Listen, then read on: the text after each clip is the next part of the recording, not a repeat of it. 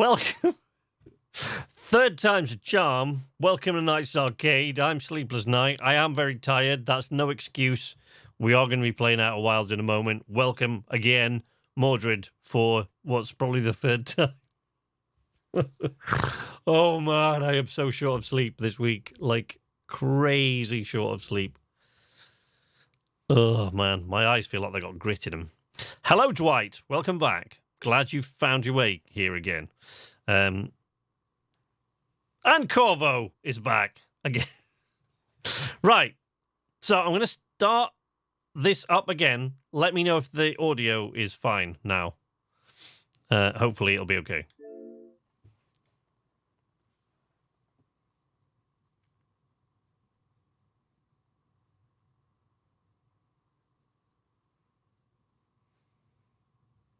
Hey, Bongo. Welcome, buddy.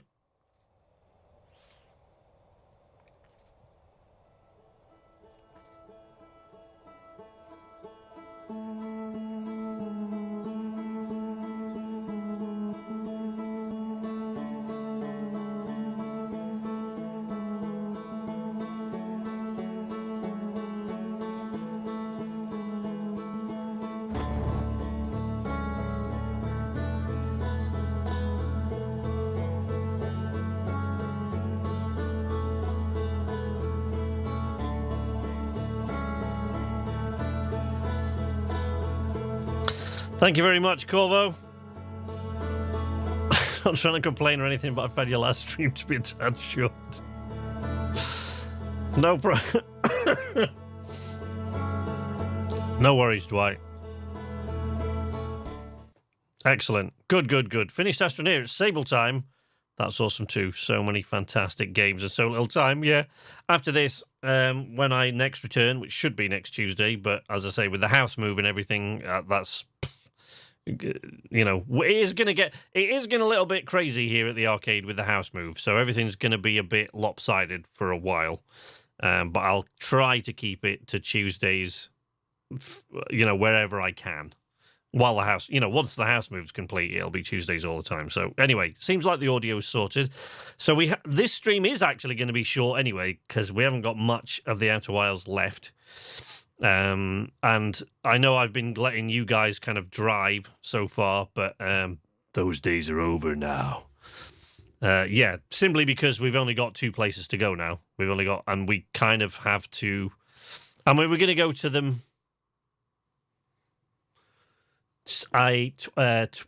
twice, because I've got to kind of show you what we're going to do.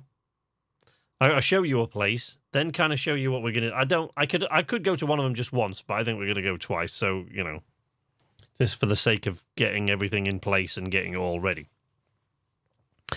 Have you found a house? Hey, welcome back, Geggs. We have not found a house. No. But tomorrow we're going to look at one. I've just been explaining. My sleep is absolutely all over the place at the moment. It's like much worse than normal. The stress of everything at the moment is... crazy. It's just crazy, everything that's going on at the moment in this in our lives, and a lot of it will turn out to be good, I think, in the long run, but at the moment it's just stressful. As long as I get to see an anglerfish, I don't care. Oh, of course you'll get to see an anglerfish, because we're at the end now. Slate. Oh, I'll see you in a minute. I was going to say goodbye, but this won't be the last loop. We'll get at least 3 loops today, if not 4, but they won't be full ones. And I can chat to you about things a bit on the way there anyway, because the first place we're going is to the Ash Twin project, and I actually have to wait a while before I can get in there, so that's what we're going to do. So, hey, actually, before we set off,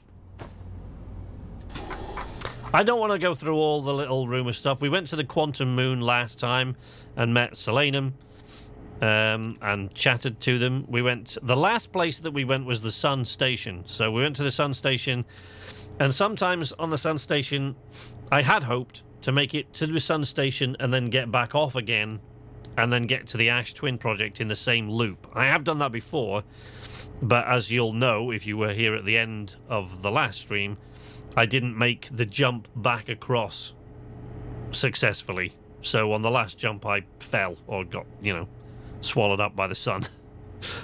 So the jump there we were all right, but the jump back to get back to the warp platform so we could go back to the Ember Twin, so that we could get the Ash Twin, sorry, so that we could get to the Ash Twin project, didn't quite work. So so one of the first place we're going to go today is the Ash Twin project. Time isn't actually moving, or shouldn't be, while I'm looking in here. I don't think so. Anyway, I'm not entirely sure. I can't remember what I've got my settings at, but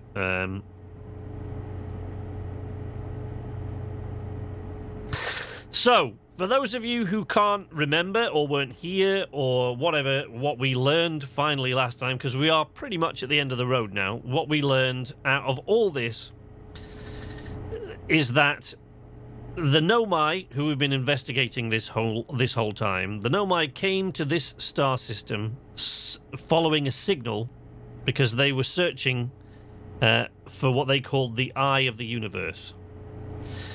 So they came to this solar system chasing this star system, chasing that signal, trying to find the Eye of the Universe, which is a signal that was older than the universe itself, according to their calculations. They came here trying to find it, but became trapped. The vessel that they came here in became trapped in Dark Bramble. They sent out 3 escape pods from that vessel.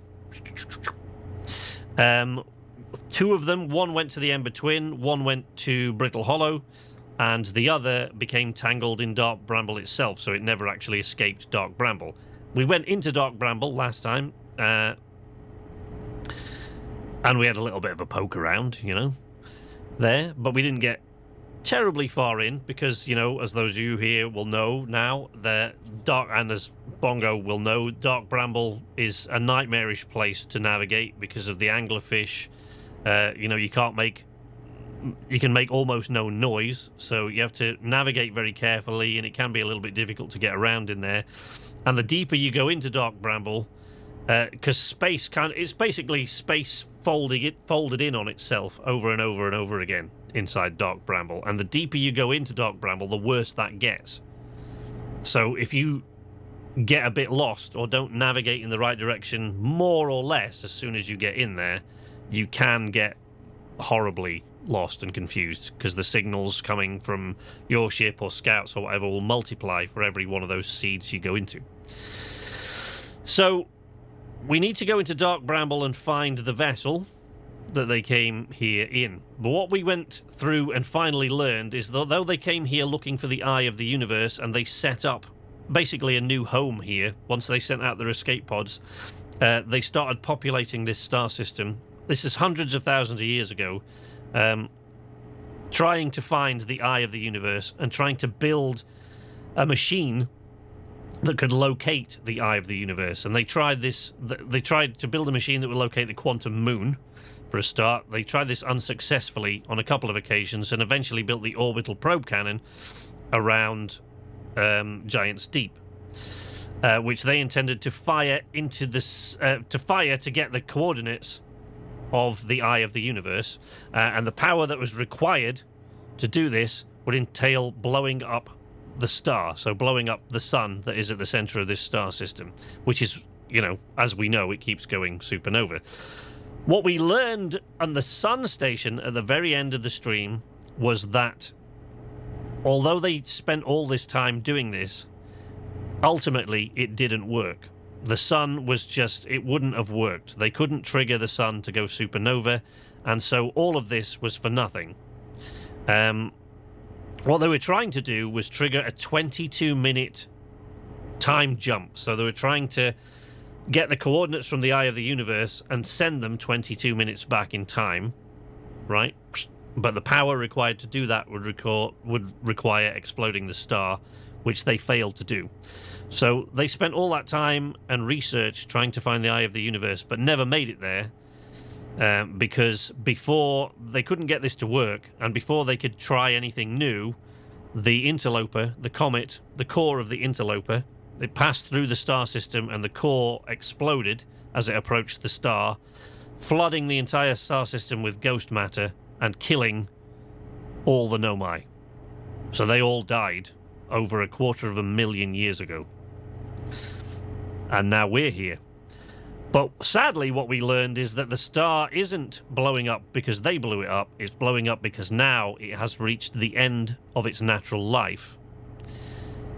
And that, although the Nomai are long gone, all their machinery is still here, and the star reaching the end of its natural life cycle has set everything in motion. So we're still going around in time in this 22-minute time loop, or at least our memories are being sent back in time each time, so, you know, that's what we get. And we're going to go whoosh to the Ash Twin, which is right there. No, that's the Ember Twin. Try again. Bang! Please fasten your seatbelts.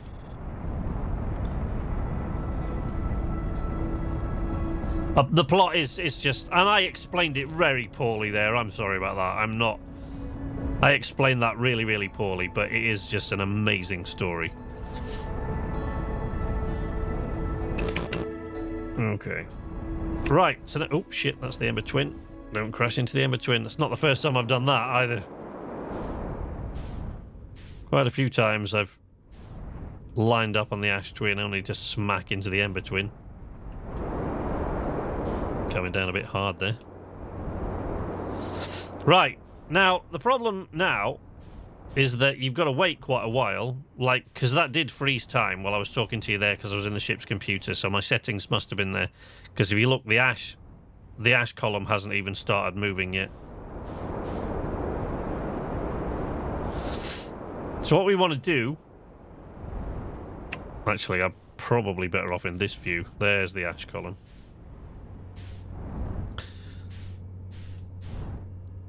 So we follow the ash column because the ash column goes past all of the warp towers. So the sand column, sorry. The sand column... If you follow the sand column, it goes by all of the warp towers. And the ones that we're looking for this time... Last time we used the sun warp tower, the warp station. This time we're looking for the twins. Because we're heading into the Ash Twin. Easy to follow. Well, I missed out some very important information there, but yes, the gist of it is they were trying to find the eye of the universe, came to this solar system, there's the sun station, they came to this star system trying to find the eye of the universe, and built lots of devices to try to do that, and failed, ultimately realizing that in order to get the coordinates for the eye of the universe, once found, they needed to send those coordinates 22 minutes into the past, and to do that, they needed the power generated by blowing up the sun. But that didn't work. And shortly thereafter, they all died.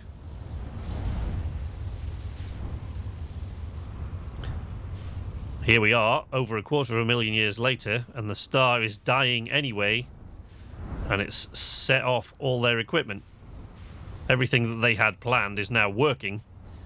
Unfortunately, they've been gone for 250,000 years. GW's in the house. I keep typing. Well, stop typing. Type Nights Arcade, not Sleepless Night. For goodness sake, man. So we are going in to the Ash Twin project in a moment. The next time we pass over the sun warp tower, I'll pull up a chair there.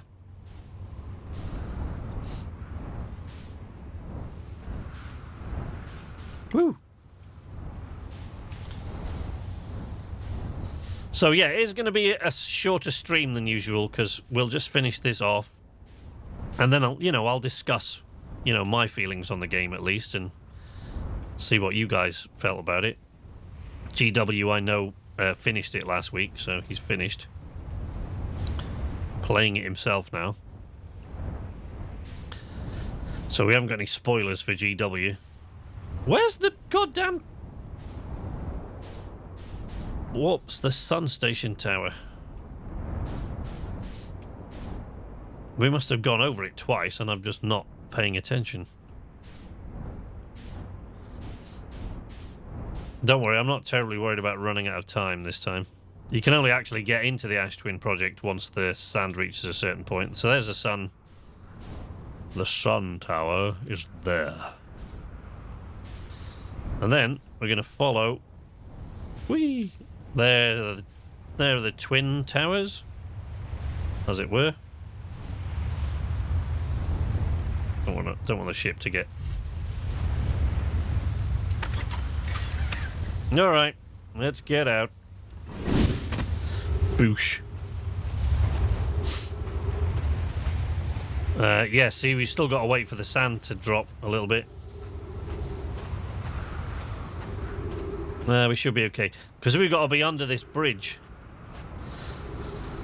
With the warp platform to the Ash Twin, so this is the Ember Twin, you see, because it's got the channel through the middle there, got the canyon through the middle. That's the Ember Twin tower, and the Ash Twin warp tower is here. But there are a couple of problems with the Ash Twin warp tower. One is that there are these little cacti all over the place to puncture your suit. But the other one is that, think about it for a moment, you can only, to get to the Ash Twin project, because we've used the warp towers before to get to other places like the Sun Station and Brittle Hollow. So to get there, you need to be standing on the platform when the Ash Twin is directly overhead. But what else is happening when the Ash Twin is directly overhead? The sand is going... So if you don't watch what you're doing and you don't time it right, you basically just get... Well, you can't stand on the warp station for a start because the sand's trying to push you onto the Ember Twin. And the other thing is, you know, you end up getting pushed to the Ember Twin. So we're going in here, but the sand isn't low enough yet. Cacti, one of the dumbest plurals ever. Here comes the sand. Right, here you go. So here's a dead Nomai. Here comes the sand. And we've got to wait. Essentially, we've got to wait until the sand is right overhead and then run onto the warp tower. Because if we go there first, the sand actually starts to lift us off the platform before the Ash Twin core is directly overhead. So you've really got to time this right. It's a nightmare, which is why we're standing under the bridge. Because the sand can't get us here.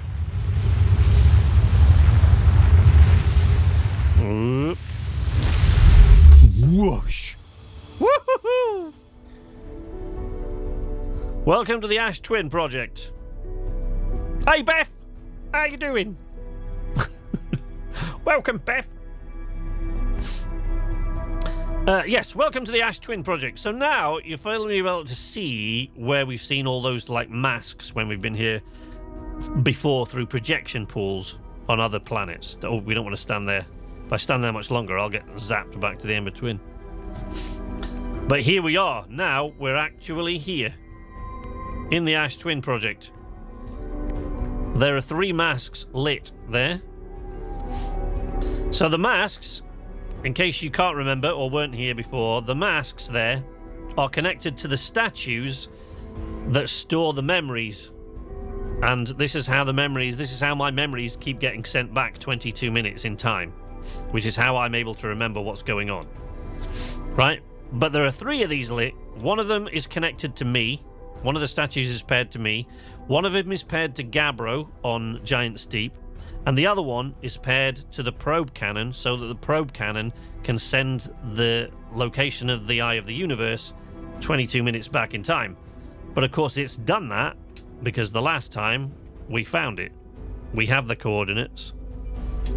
We just got to input them somewhere. This projection pool is to the Ember Twin then, I'm guessing. There we go. 9 minutes 28 seconds ago, received data from previous cycles. So we're halfway through this loop almost. Mass receiving data from probe tracking module, Giant Steep memory statue and Timber Hearth memory statue. So the probe tracking module is one of the masks. Giant Steep, that's Gabbro, and Timber Hearth, that's me. 13 minutes until end of cycle transmission. It gets kind of loud in here.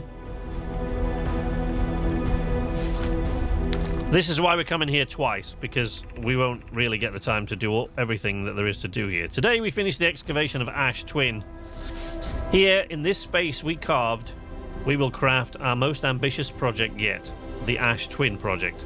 Powerful enough to send information back in time.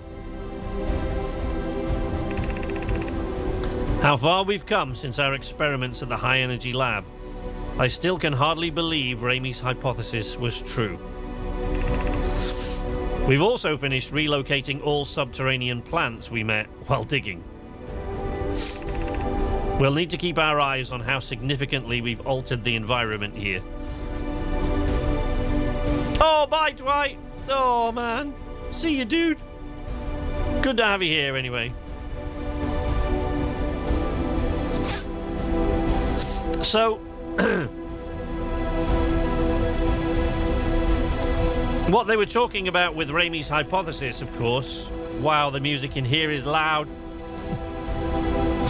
What they're talking about with Ramey's hypothesis is that they discovered that when you go through a black hole and emerge at the white hole, the corresponding white hole, there was an infinitesimally small difference in time. So you actually, whatever passed through appeared out of the white hole fractionally before it actually went into the black hole. So essentially it went back in time. And they were trying to conduct an experiment on the Ember Twin that had enough power so that you could actually observe this phenomenon. And we did, because we put a white hole core and a black hole core. We tried the experiment, we sent the probe through, and you could actually see it emerge before it went in. So it actually went marginally back in time. What they were trying to do was create a 22-minute time loop so that they could send the coordinates of the eye of the universe back in time 22 minutes. And to do that, they had to blow up the star to create the power. But they couldn't, and it failed. They all died 250,000 years ago. And here we are, at the end of the star's natural life cycle. And it's all kicking off now. Boke just sent the warp core for the final tower to us from the Black Hole Forge. Now Ash Twin can be connected with Giant Steep, where Cassava is working with Avens to craft the orbital probe cannon, and where Phlox is sculpting the memory statues, which is what sends the information back in time. Hypothesis. It was not by accident the core of our warp tower was the last to be forged. Hypothesis. The cores could have been forged faster if Cassava had interrupted my work less frequently to ask for updates. The important point is, we are all connected through Ash Twin now, and also that I'm no longer needed for mediating your disagreements.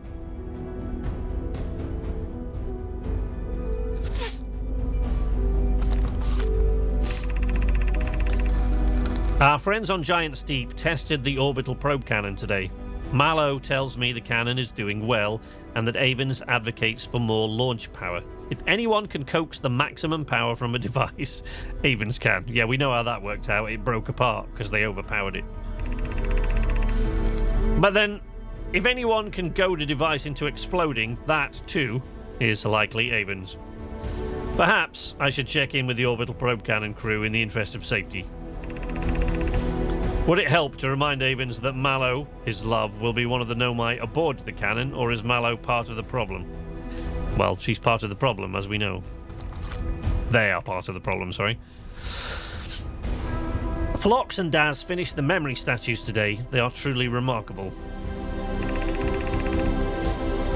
When the Ash Twin project succeeds, or in the event that it fails, the memory statues will activate, allowing us to gather more data before we shut down the project. Well, activate they did. Pi and Idea have worked hard on the Sun Station, and it, at last, is complete. If everything goes as planned, this structure will prompt the Sun's explosion, which will in turn supply power to the Ash Twin project. Well, it didn't explode, as we know. They failed, and shortly after that, the system was flooded with ghost matter from the Interloper comet, and they all died. I'm impressed by their mental fortitude. This was the project's most difficult task. in more ways than one. Man, that music's loud. You guys need to turn the music down in the Ash Twin project. We're nearly ready to activate the Ash Twin project. Yeah, just maybe lose the music a little bit. Here is what will happen. First, the sun station will receive the order to fire at the sun, prompting it to explode. So the sun station fires at the sun and the sun explodes. Using the energy from the resulting supernova, the Ash Twin project will send the order for the orbital probe cannon to fire back in time by 22 minutes. Exactly 22 minutes after these orders are received, the sun station will again trigger the supernova to send the probe data from this cannon launch back in time. In total, each cycle created by the Ash Twin project will last precisely 22 minutes. We can end this cycle at will. These words are difficult to write. Gabbro, you and who else? Me, Gabbro, and the orbital probe cannon. That's why the orbital probe cannon was able to send the data. So you know when you go inside the probe cannon module on Giant Steep, and you see it basically the model of the orbital probe cannon and all the probes it's fired. So basically, the orbital probe cannon is connected to one of these memory masks, the same way that I am, and the same way that Gabbro is, right? So when you look at that model, it had lines going out all over the place. So trajectories, it had fired out lots and lots of probes to try to find the eye of the universe, right? And each time, it remembered what it had done last time and sent that data back in time so that the next cycle, it could try a different trajectory. And it's been doing that, you know, over and over again. So it finally found the eye of the universe and sent the coordinates to us 22 minutes back in time because it was connected to a memory statue. These words are difficult to write. The sun station did not work. However, this is the closest we have ever been. The Ash Twin project is theoretically sound. We were only unable to power it. Perhaps there is another way. Suppose we redesign the sun station to generate power of that magnitude. A supernova is still our only viable option. This is easier expressed than accomplished. I believe we can still find a way to create a supernova, my friend. Don't lose hope. You can wait for the sun to explode on its natural timeline if you prefer, Idea, but you'll need to find some way to halt our aging process.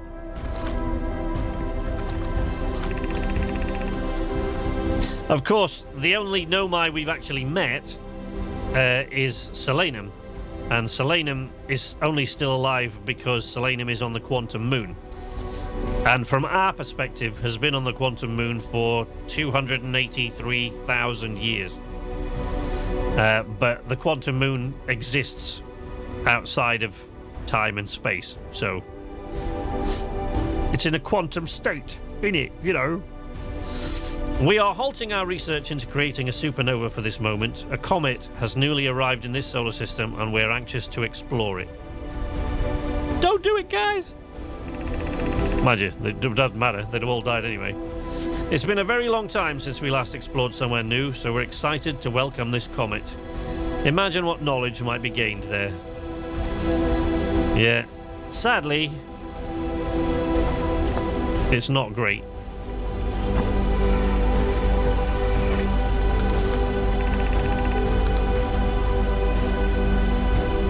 Okay, so these are all conversations we've read before from the other perspective.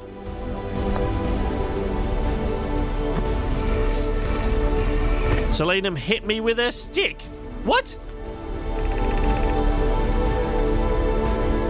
Yeah, so these are all conversations that we've read all these conversations already, but we did it from the other person's perspective on the various planets.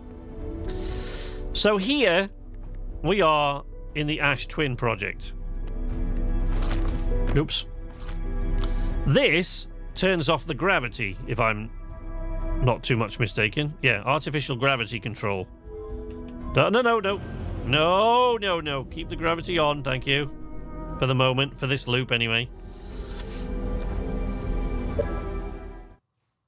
But here, nothing, SK, nothing. Here, in the Ash Twin project, is what's powering the time loop. If you look up there, see that spinning central core?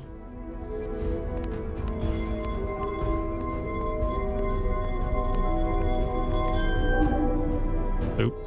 Yeah, they don't want you to do this by accident. Oosh. Right, now if I turn off the gravity...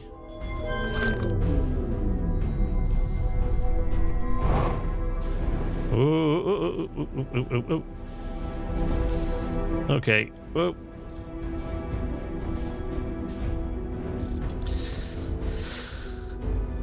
So at this point, I can remove the warp core for the Ash Twin project. Let me just pause that a moment while we think about that. So that is the warp core that's powering the Ash Twin project. And the Ash Twin project is what is sending all the coordinates and all my memories and Gabbro's memories back in time 22 minutes so that we can keep repeating this until we get it right. Okay?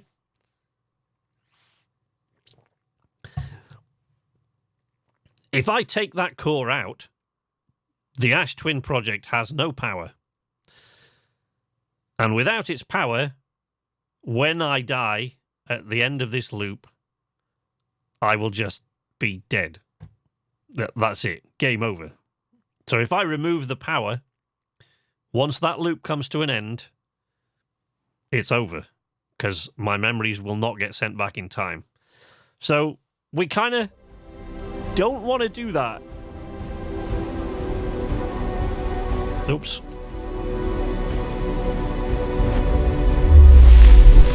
Oh shit, I left the door open. Oh no, there we go. It just sent me right back. That was a bit glitchy. Alright, let's go and shut the door. I mean, it's not going to make any difference because it'll be closed again on the next loop. Whoa, whoa, whoa, whoa. Turn the gravity back on. Turn the gravity back on.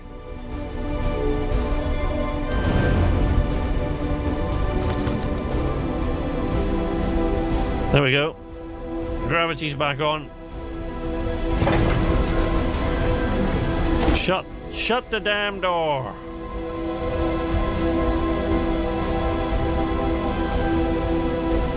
Okay, that's closed.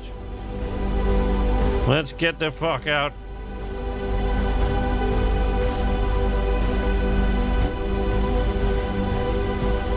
Let's get out of this noisy ass place.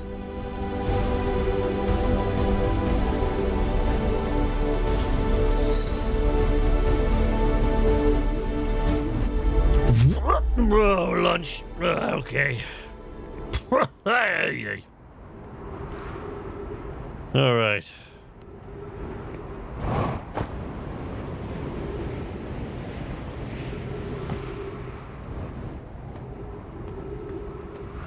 That goes to the Ember Twin. We need to get back aboard the ship. Wow, look at that. Ow. Well, I'd definitely say this loop's nearly over, since almost all the sand is gone.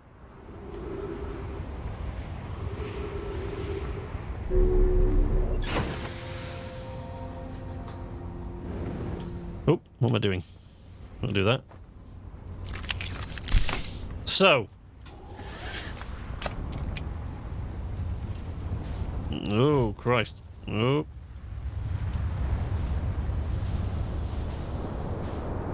Whee!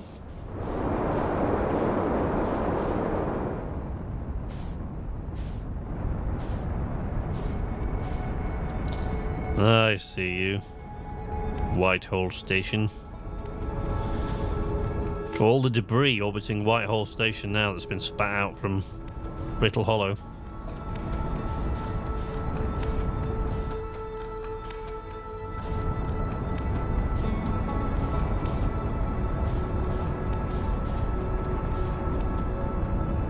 Whoopsie. Woo. Almost had a nasty accident there.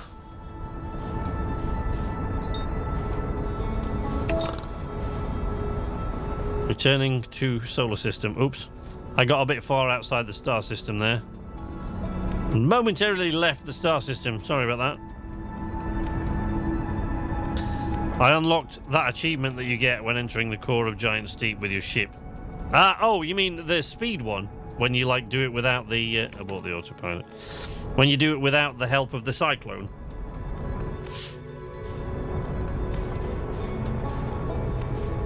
That one. I can't remember what it's called.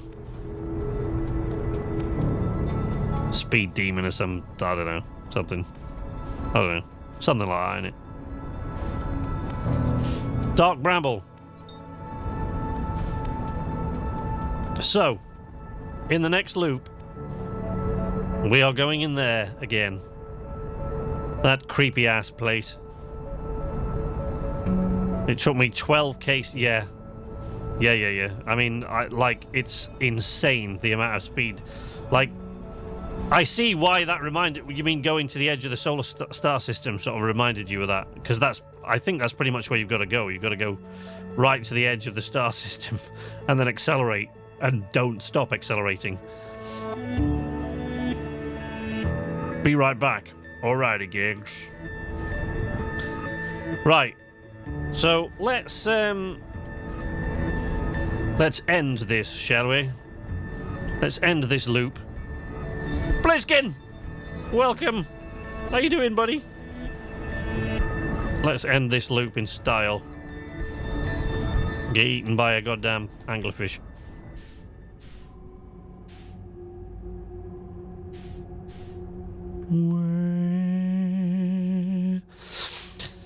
Right, for those of us paying attention, here is what we're looking for in the next loop.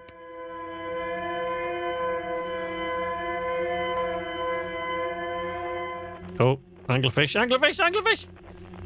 Oops. Okay, bye! I took care of that. Okay, we got eaten. So, back in time we go, 22 minutes, or however many minutes had passed that time before we got eaten.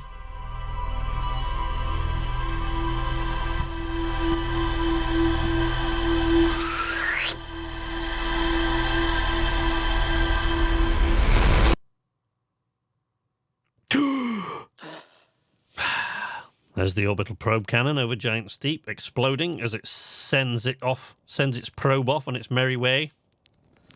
There's Slate.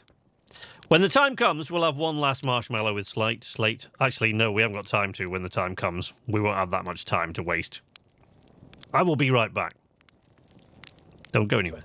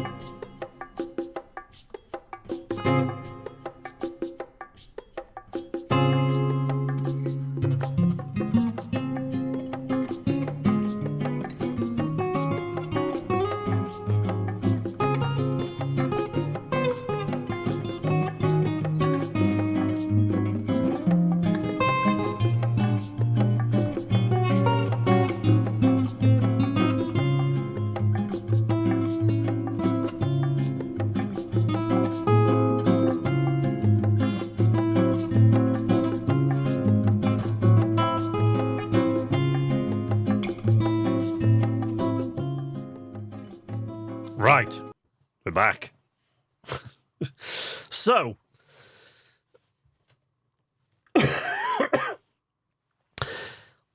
in this loop, we are going to find out what the last piece of the puzzle in this star system is. That's what we're going to do in this loop. And then, so we find out in this loop, we're going to find out what the last piece of the puzzle is. And then in the next loop, we're going to try to end it. So, penultimate loop. I hope. Unless something goes wrong and I crash or get eaten by an anglerfish, which is not at all unlikely.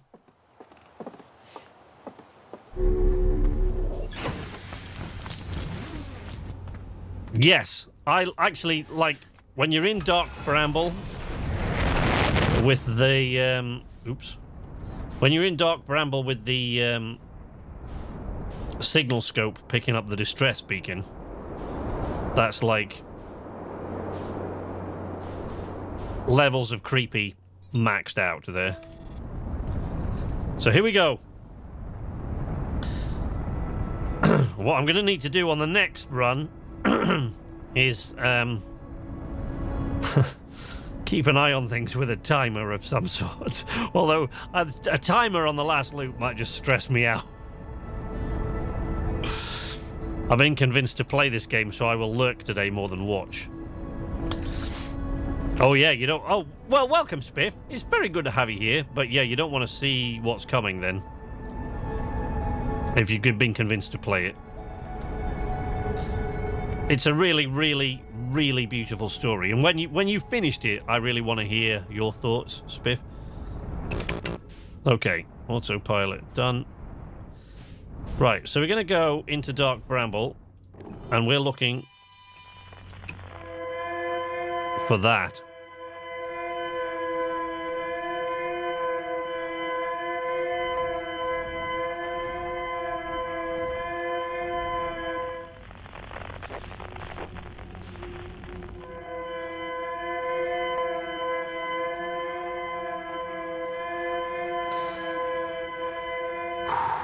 Oh man, I get stressed out by this.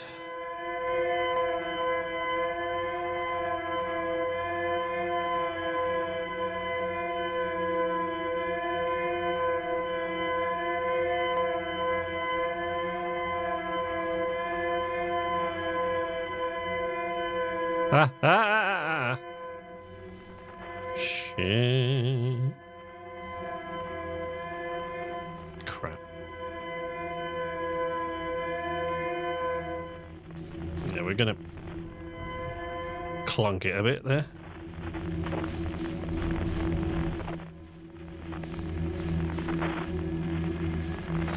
I might have to do this a couple of times to remind myself of the trick in this play. I don't think there are any anglerfish actually in this section that we're passing through now. I don't think there are any. I think there are just big pieces of rock. But I could be wrong, so... Yeah, I think in this, this middle section here, I don't think there are any anglerfish in here.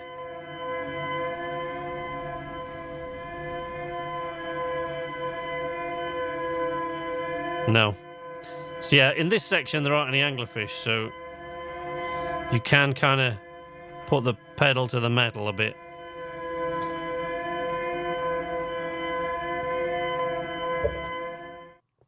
It's an incredibly emotional ending. It's as good as the ending to any film, except maybe Ghostbusters.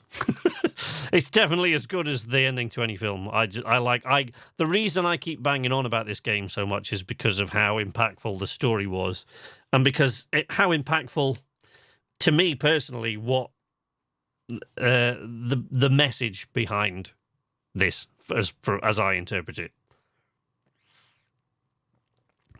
Yes, GW. When I played this, if you watch my video of the last episode of Outer Wilds, so like the final loop, I think I called it. If you watch my video on the channel of the final loop, you'll see that when I came in here then, I just blasted straight through. like really, really fast. Because if you do it without any adjustment the first time, you can... What I would do is I would set up way outside Dark Bramble and then just blast in as fast as I could and coast. But I'm not... For some reason, I'm not as confident doing it this time. Like, I'm not as confident as my adjustments and my piloting skills. But I don't think there are any anglerfish in this section.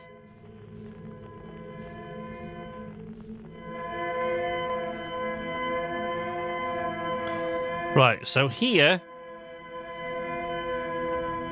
Whoopsie. Here, look. Here is the escape pod. So there's the escape pod that never made it out of Dark Bramble. Oh, shit. So this is the last one.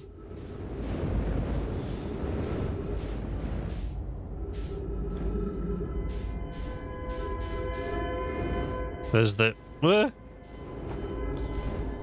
Okay. Wait. There we go. Our escape pod crashed as we tried to flee this place, destroying our movement and communication capabilities in the process.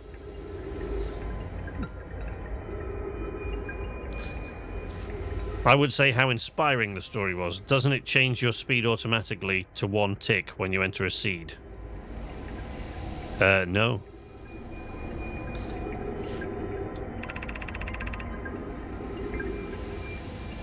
I don't think so. You mean when you enter a new one? Maybe it does. I don't think so. We've held out as long as we could here, but this pod's supply of breathable air is nearly depleted, and the anglerfish attack more and more frequently.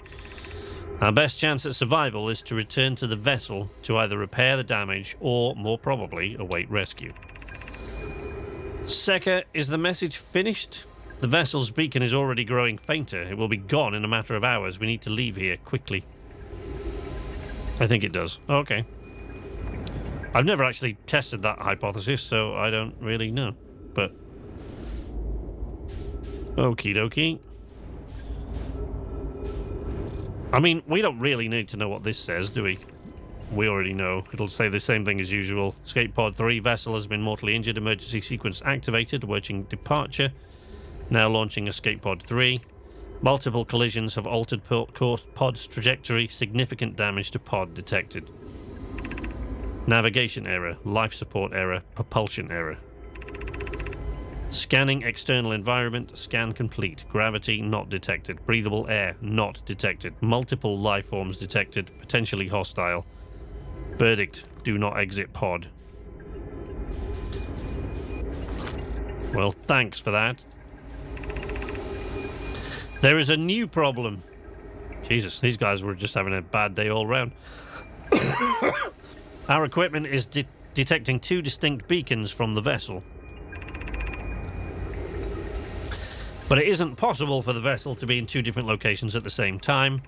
I agree, but the beacons are exactly identical to each other. Perhaps, if I had more time. We're nearly out of time already, Din. The vessel's beacon is quickly fading. Soon it will be gone and we will be lost. I think we came in here last time, didn't we? We will follow the beacon whose source is nearest to us. But suppose that beacon is false. We likely don't have enough air to reach the farther of the 2 beacons. Din, the decision is made for us. We'll leave a trail of lights as we go. There's still a chance someone could hear our escape pod's distress signal.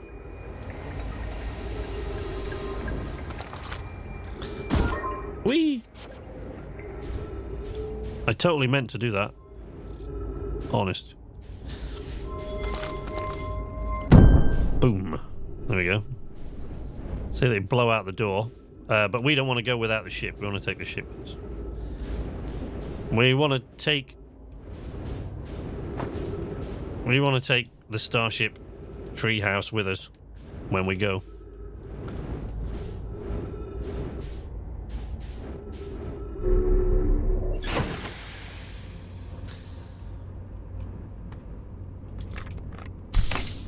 Yoink. Okay.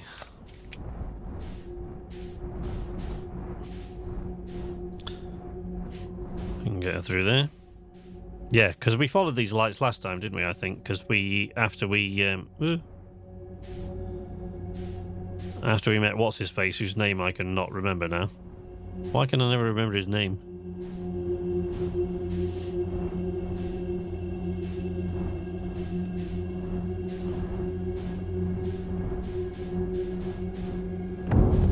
Oopsie. Sorry.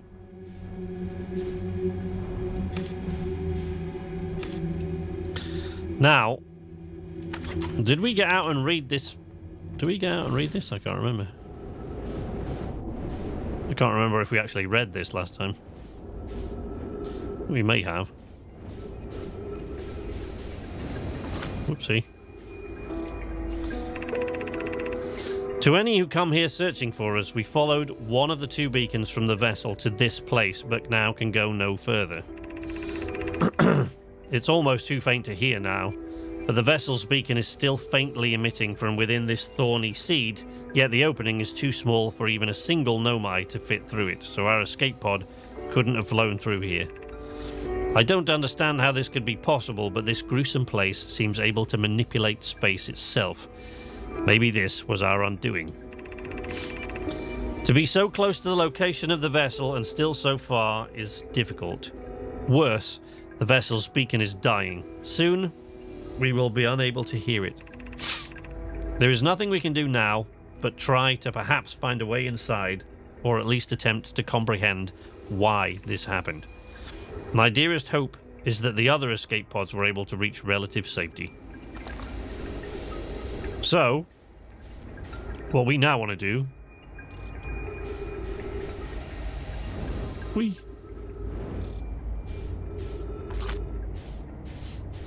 is fire a scout through there. Whee! And then get back inside.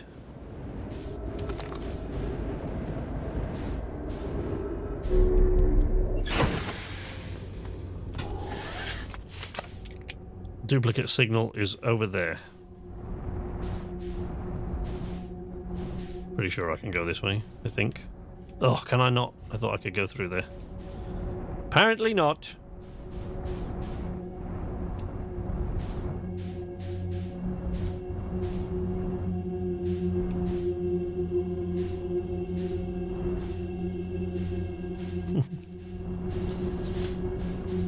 Okay.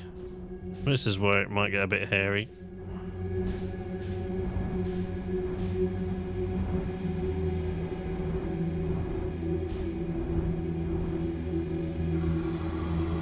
Yeah.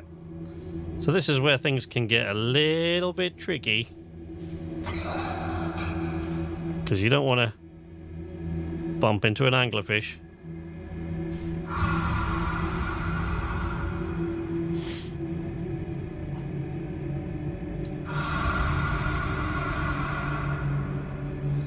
Horrible, great big bleeding things they are.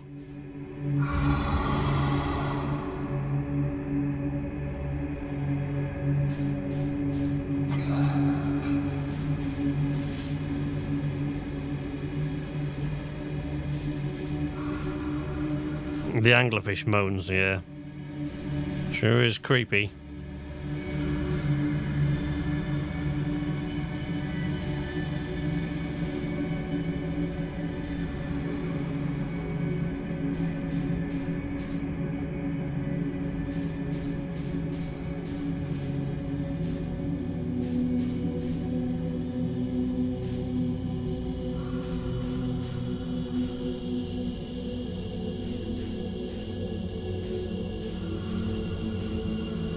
Ow.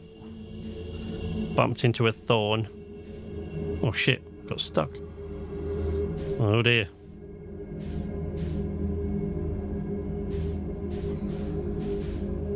That better not happen when we come through here again. Because when we come through here the next time, we're going to be in a hell of a hurry.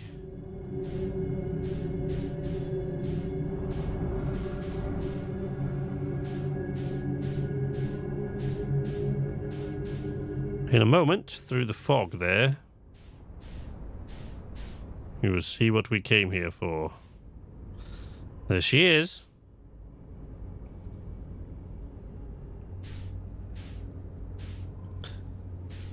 I remember. I come in peace. Hey! Welcome.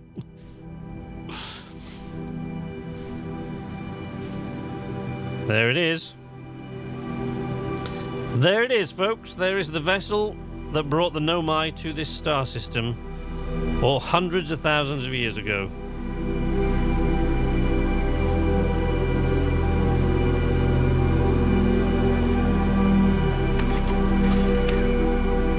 Oops, I didn't want to do that.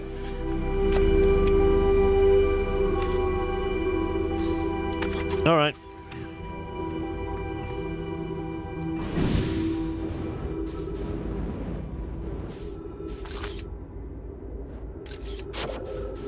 There we go.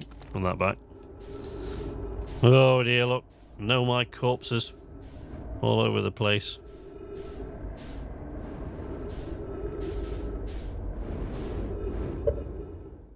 I remember giving it big legs towards the exit and surviving on a diet of panic and lark. Yeah.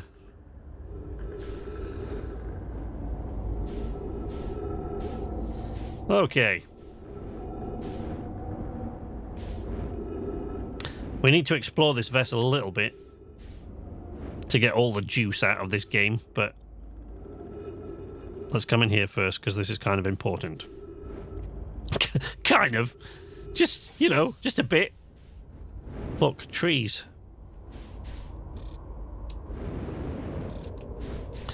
Because look what we have here.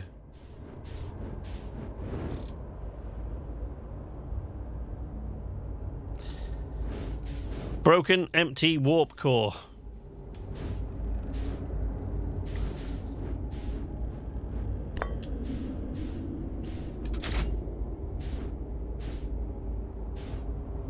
See?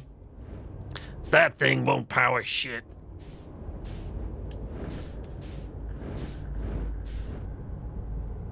Good night, GW. Thanks for joining us, buddy.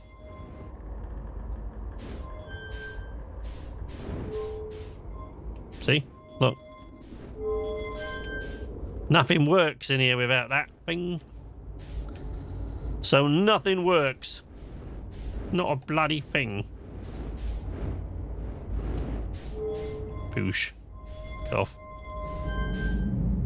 You can make this thing appear, but it doesn't make any difference.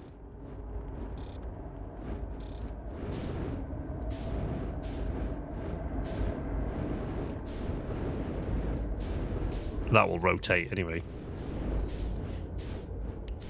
Oop. God. That's ship breaker for you. I keep pressing down on both my thumbsticks to break.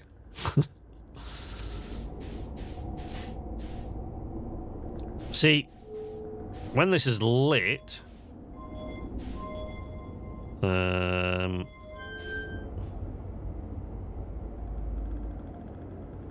that one.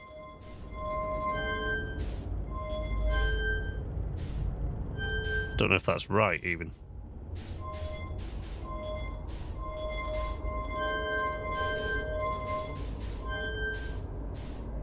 Might be there.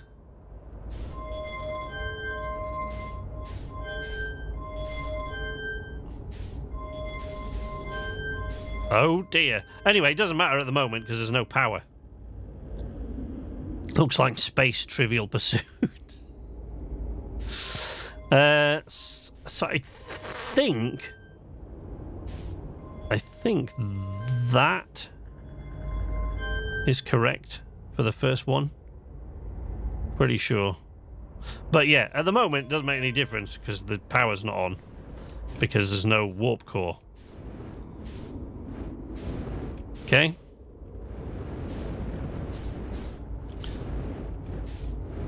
Let's go and see what else we can find in here. Oopsie. Okie doke.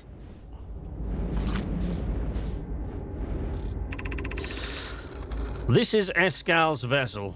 Something went badly wrong during our warp and our vessel is mortally wounded. We need help as quickly as possible.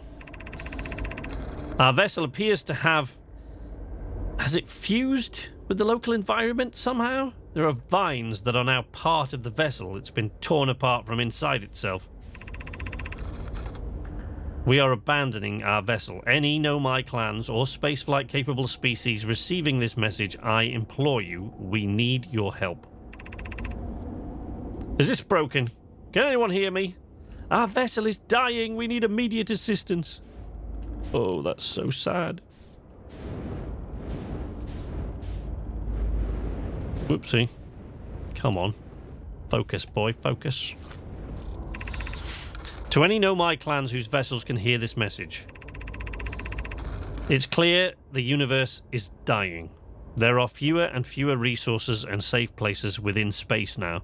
So my clan and I believe the best option is for all our clans to stay together. If you can reach the gloaming galaxy, we found that black rock suns are fairly stable, and life in this star system is comparatively thriving. We live in relative safety. If you prefer to continue exploring alone, know you will be on your own. Canna, we're making our way to you. It's good to hear from you, Bromy. We'll watch from your vessel. Has anyone heard from Neem? His clan was on its way to our vessel, but they never arrived, and he hasn't sent any messages. I'm beginning to worry. That is unsettling. It reminds me of that old myth my grandfather used to tell. The disappearance of Escal. I remember hearing that story as a child. One day, Escal's vessel simply stopped responding. The other clans searched and searched, but found no trace. It was as if their missing friends had warped out of existence.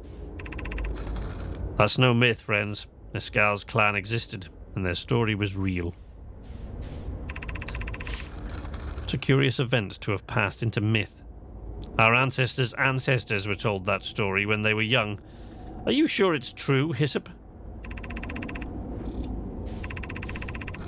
It was a very long time ago, but yes, my clan's ancestors searched for Escal's clan for a long time, but in the end, none of them were ever seen again. It's the only time in our history a vessel has ever disappeared in this way. Hyssop, I hope you aren't comparing Escal's story to my clan's vessel.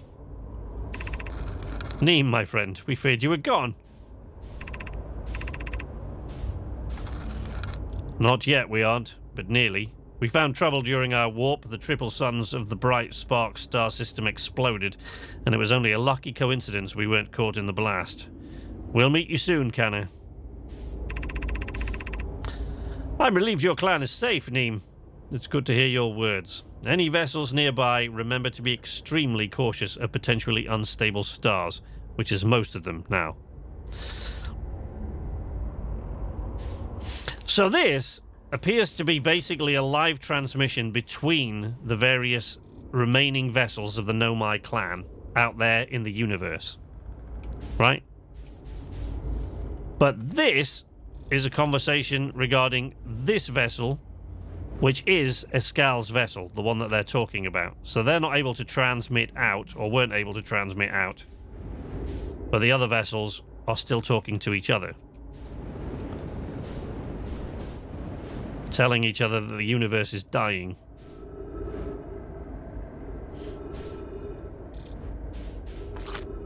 Oopsie. Wait, there's another... Oops, sorry about that. No, my skellywig. Oh, that's the wrong way. Right. Sure there is one more place in here. For God's sake. That's the bridge, if you like. Oh, I thought there was another. Oh, there is. It's down from... It's below. That's right. It's below where we were in there, isn't it?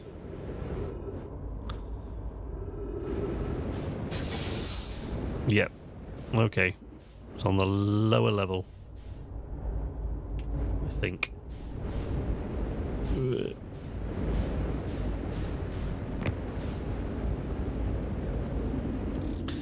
There we go. The eye of the universe. Or their representation of it.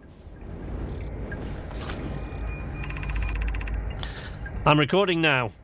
I've never encountered anything like this. The signal the vessel is receiving appears to be older than the universe itself. This is our first contact with anything of this nature. Everyone, prepare to warp immediately. Escal, wait. I need more time to send an outgoing message. Shouldn't we tell another clan where we're going? Yes, Escal, you should have. We can send the message upon our arrival. No, you can't.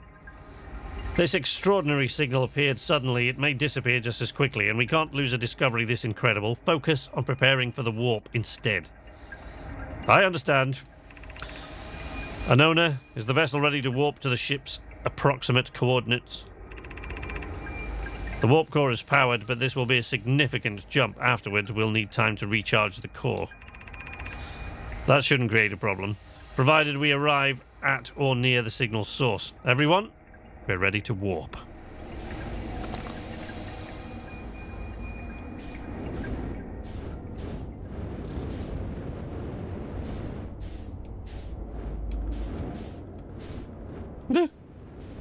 So that was it. This is Escal's vessel. This is how the Nomai arrived in this, for God's sake, in this star system. We now know that they came here looking for the Eye of the Universe. But the problem was that they never knew what the coordinates for the Eye of the Universe were. As they input the coordinates here, this is where you input the coordinates. We have the coordinates that they didn't have. What we don't have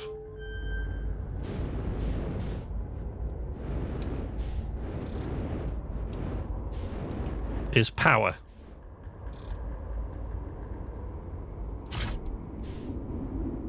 See? We don't have the power.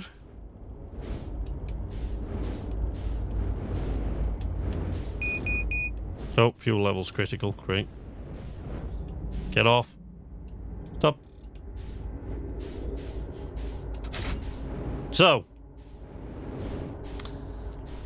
what we need is a warp core.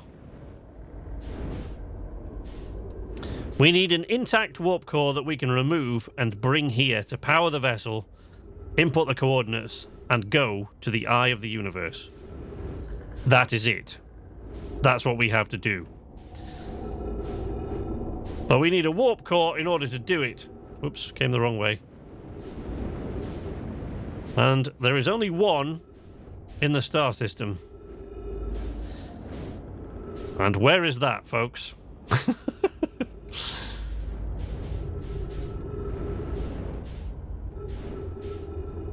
As luck and mountains of fun would have it, it is on the Ash Twin, in the Ash Twin project.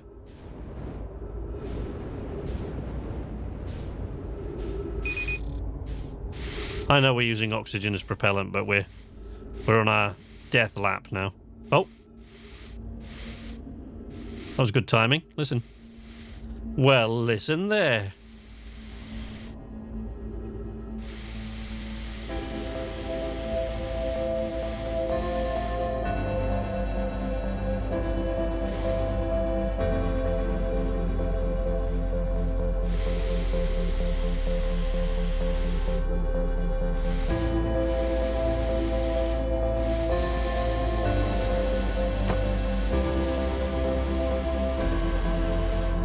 Don't worry, we're not going to last 3 minutes.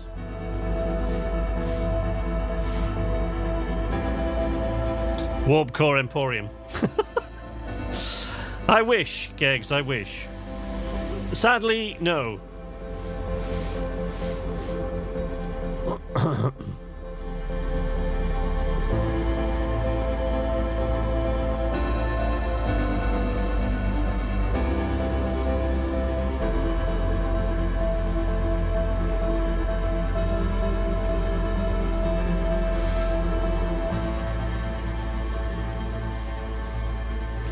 I don't think we're not going to actually survive until the supernova reaches us. Because I used it all as propellant. Look, so we're going to suffocate now. Oh, we just beat the supernova to the death. In the warp core district. No. Whee! How did you get here? What, inside to where Escal's vessel is? You'll see in a minute when we go back.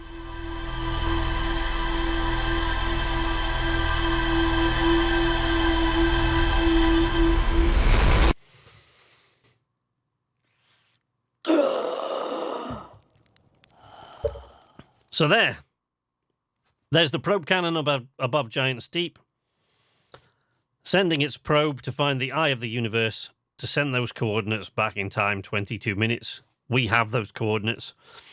The Nomai came here looking for the eye of the universe, following the signal, became stranded in Dark Bramble, sent out their escape pods, and basically set up. They built a presence within this star system and built several devices to try to find the eye of the universe, but could get none of them to work because it required too much power. The time jump required too much power, and they couldn't get the star to go supernova. They just couldn't do it. So they shortly thereafter all died out because the core of the Interloper comet exploded, scattering ghost matter, blanketing this entire star system with ghost matter and killing the Nomai entirely. All of them dead. 283,000 years ago. Now the star has reached the end of its life cycle, and it has kicked on all of the equipment that they left there when they died. It's selfish bastards not tidying up after themselves when they die. So they were trying to get to the eye of the universe, but couldn't because they didn't have the coordinates. We can, because we have the coordinates. So we can get to the eye of the universe. We can complete what they started all those hundreds of thousands of years ago. But to get there and input the coordinates, we need the warp core, which is powering the Ash Twin project. Which is great. Take that out, put it in Escal's vessel, input the coordinates, and leave. That's fantastic. But the warp core is what powers the Ash Twin project, sending my memories back in time to allow me to keep doing this over and over and over again until I get it right. When I remove the warp core, that switches all that off. So once I remove the warp core, the time reset won't happen. So once I remove that core, I have to reach Escal's vessel, power it up, and input the coordinates before the time runs out. The problem is that I can't even reach the Ash Twin. I can't even reach the Ash Twin project until the sand reaches a certain level. So until it reaches the right level, I can't even get in. Then we've got to take the core, go into the center of Dark Bramble, reach the vessel, power it up, input the coordinates, and go. And we've got to do it all really fast. Otherwise, we just die. So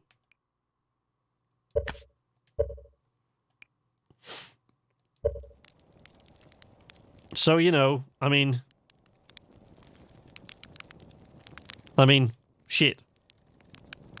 Slate? I know you've got no idea what's going on, buddy. I know you're kind of clueless about this whole scenario, but I've got to go. I keep getting killed by ghost matter. Sun is going supernova, by the way. Oh yeah, the observatory has an exhibit about that. Between you and me, I glossed over some of the finer details. Astrophysics is really more Hornfels' domain. Me, I'm here for the rocket science and the marshmallows. Good for you, Slate. Good for you, buddy. It's been nice knowing you.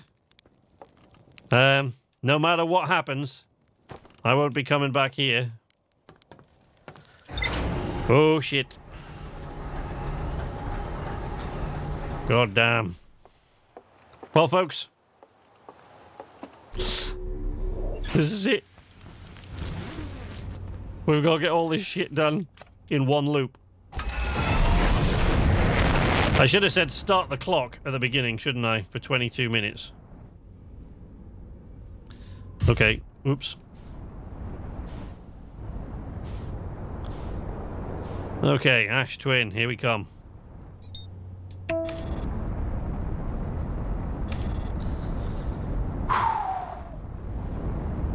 Ash Twin Project, and then immediately into Dark Bramble.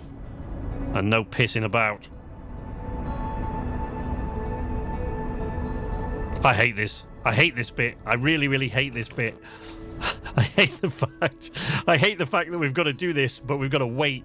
We've only got 22 minutes to do it in, and we're going to waste, what, 6 or 7 minutes of that waiting for the warp platform to the Ash Twin Project to be uncovered.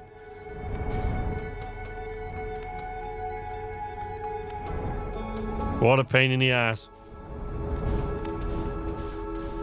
It just terrifies me. We've got to get through Dark Bramble so fast.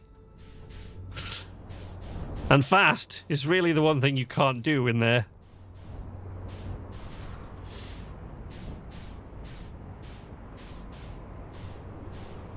Okay.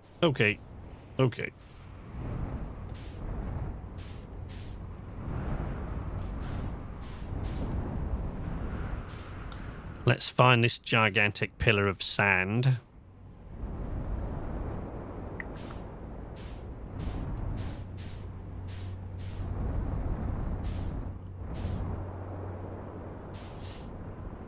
There's a gravity cannon on the Ember Twin. There's the sun platform. Okay.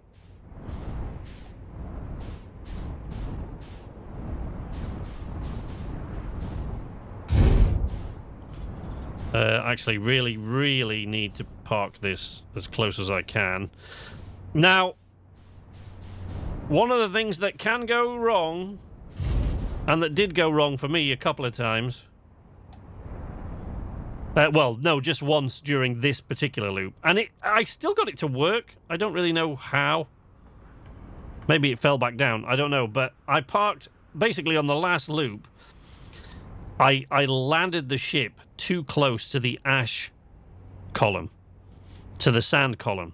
And so when I came back to the ship with the warp core, in a hurry, the ship went as I got to it and started to fly off the planet. And I'm not quite sure how I resolved that, to be honest. I just know that I did, because I completed it. Oh, man. This makes me so nervous. Like, we can't... There goes the interloper. Oh, we can't do anything. Well, there's the bridge. Okay, there are the towers for the...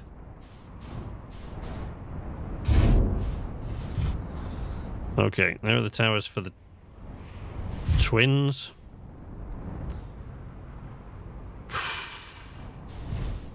Back it up a bit. All right. Ooh. Here comes the sand. I don't want to leave the ship until the sand's passed, because I want to make sure I'm not leaving it somewhere where the ship can get taken away by this. In fact, I think I might just back it up. Come on, just a tad more there. I think we should be okay there. Yeah, I think we'll be alright. Oops. Yep, we should be fine.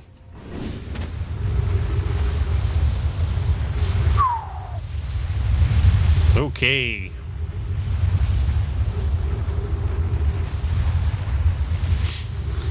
Go inside the Ash Twin Project, remove the core, come back to the ship. Get through Dark Bramble, to the vessel, power up the vessel, input the coordinates. Okay, okay. Woo.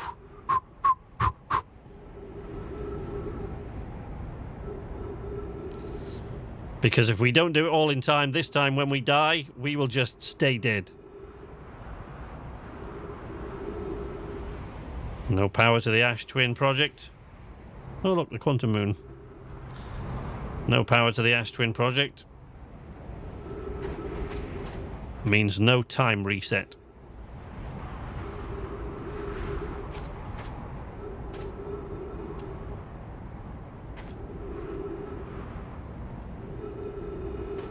Brilliant piece of writing for the game, though.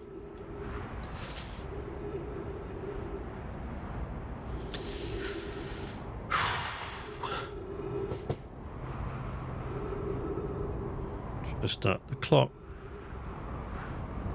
Okay, I reckon we've got about, I don't know, 12 minutes? Maybe? 12, 13 at a push? From now, that is. That's not a lot of minutes, folks.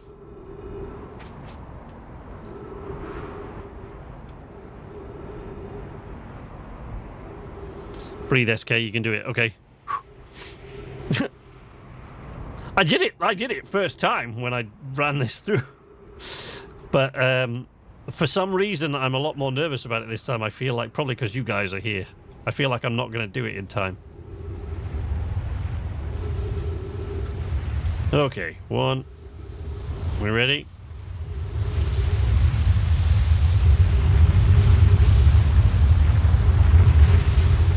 What happens then if you balls up? Permadeath, yes, permadeath. Whoa! Alright.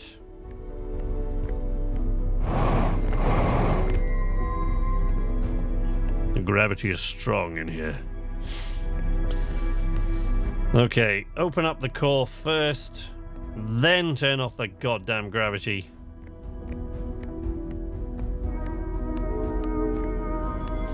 You've kind of got to go all the way around there as well. Oh, I guess you don't have to if you could maybe... Ooh.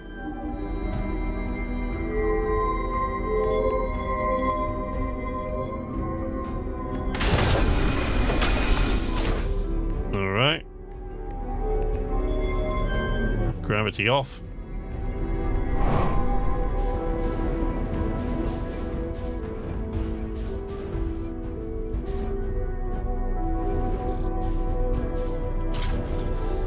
Shit!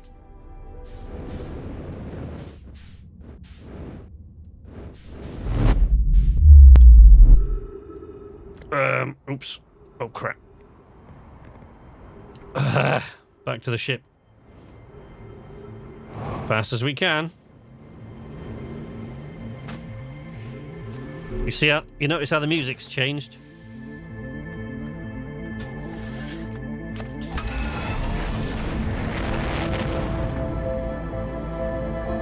See? End of time music has already begun. And now I've got to locate Dark Bramble, and that's not it, that's Whitehall Station. Shit.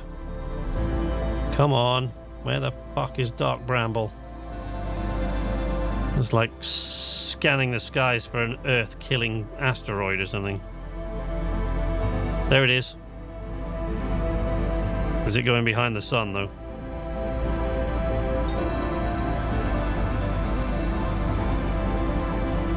Come on, baby.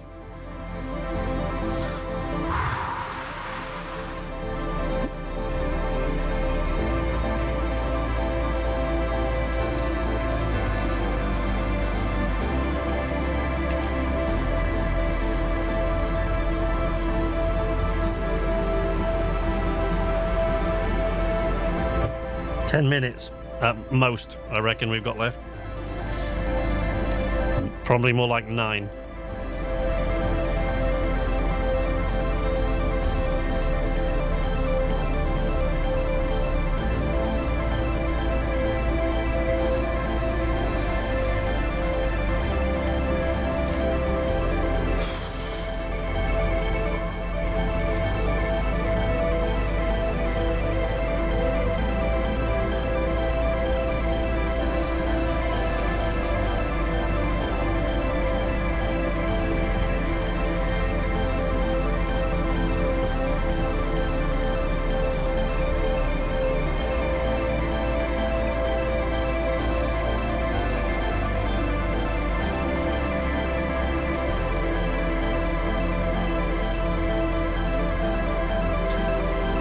Come on, baby. Let's go.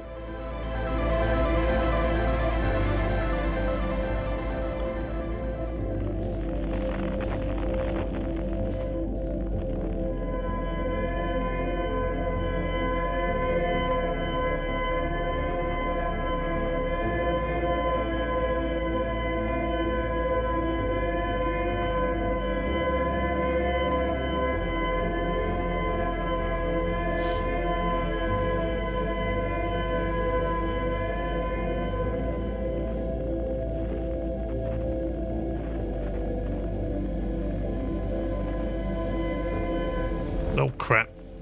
Ah! Well, that wasn't ideal.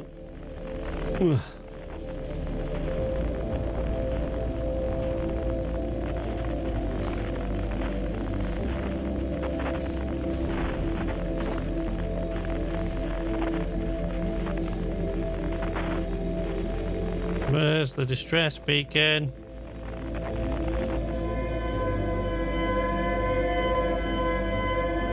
There it is. Oh, crap.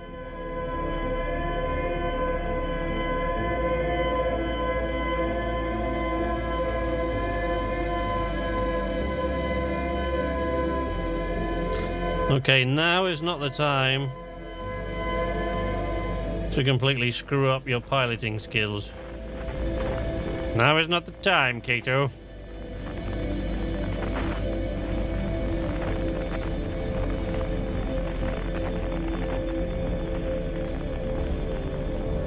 Ooh. There it is.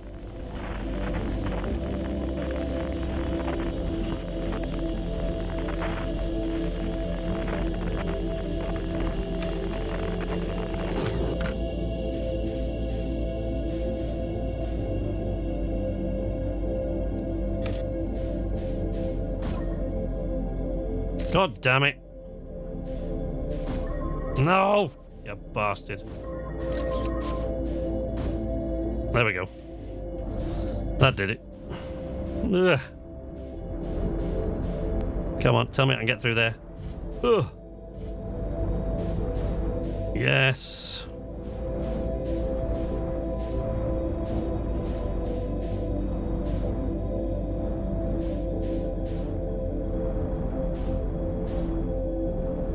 Okay, this is the tricky part. Come on. Come on, baby. Here's the tricky bit. Shit, shit, shit. No!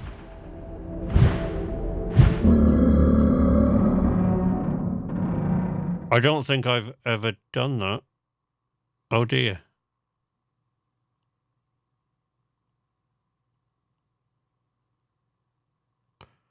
Okay. Okay. Okay. Ooh. Oops. Whoopsie. Okay. Fortunately, we just load the previous save, but yeah. God damn. So that's what we don't want to do. Yeah, when I first did this, I did it first time. And I think most people would say the same thing. I think most people got it first time. But for some reason, this time, I was like much more stressed out. So yeah, it is possible. I did overplay the drama a little bit there, since you can come back and do that again. But, well, balls is correct. Yes. I couldn't have said that better myself. I got it second time. Did you? I think I did it the first time. The first time I played this, I did it the first time. I'm pretty sure. But I had a feeling I'd screw it up that time. Because, like, for some reason, I'm, like, way even... I think it's just because this time I'm doing it on stream. Last time I did a video. Shit.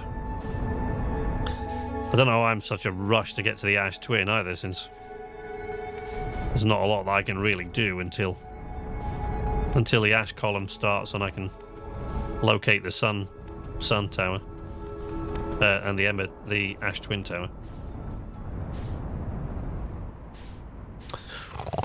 Boop, boop, boop, boop, boop.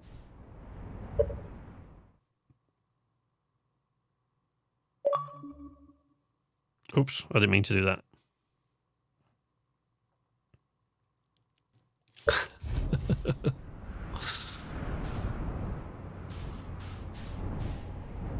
Okie dokie. Come along now. I don't care about the screenshot. It was an accident.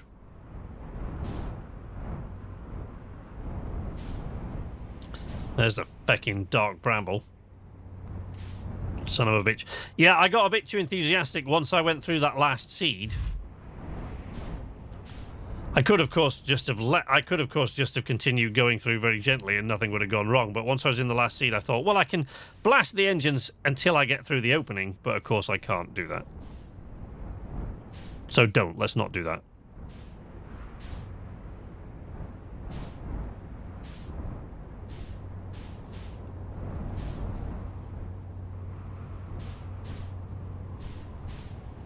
Infinite ammo in Outer Wilds, yeah.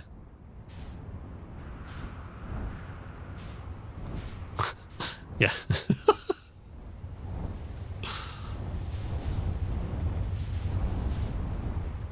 Whee!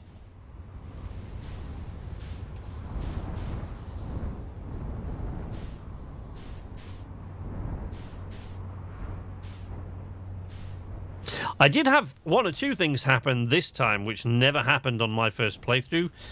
I had something that never happened to me last time, actually. This time, I had a crash of the type that caused my fuel tank to leak. Which meant the craft ran out of, the ship ran out of fuel. Which never happened to me the first time.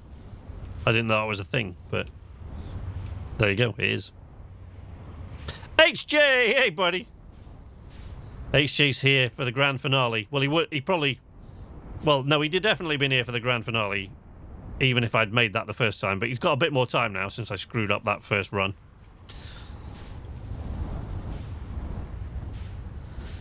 Whew!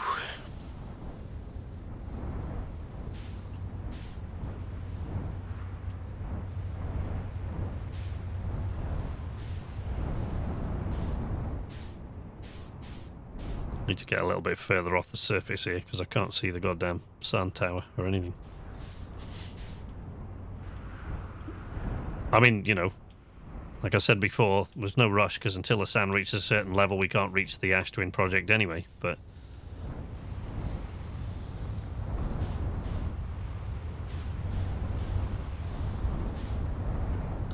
But it's always nice to know where the feck you are.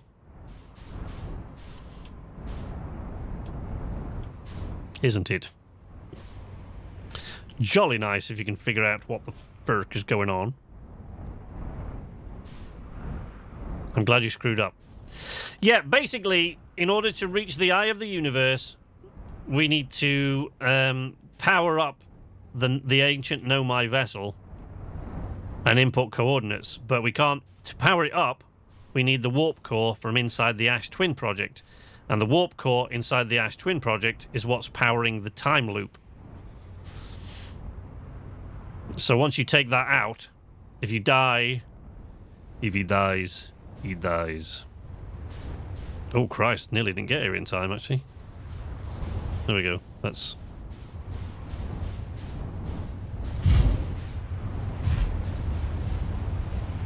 There we go, we should be good there. Oof. Alright. Next run, we'll get under that bridge. Yep, alright. No worries. Yeah, but I got a bit too cocky with the throttle once I went through the last seed. I got eaten by an anglerfish.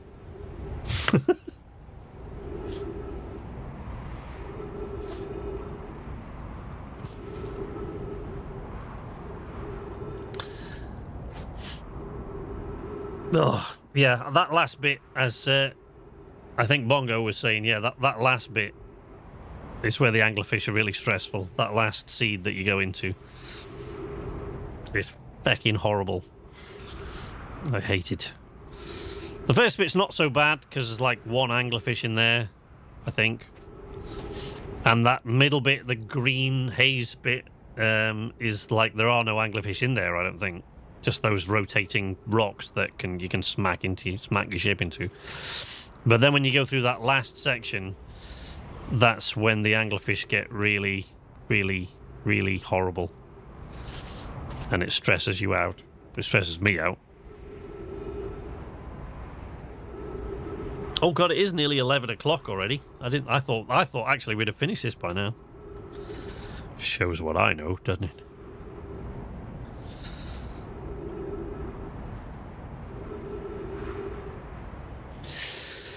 Okay.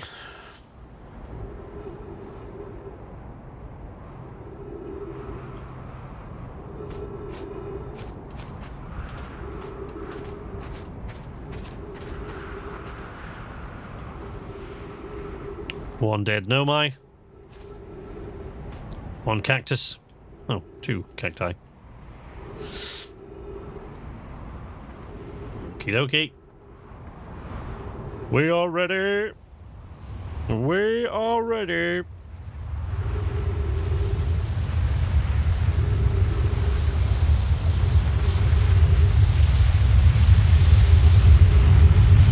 And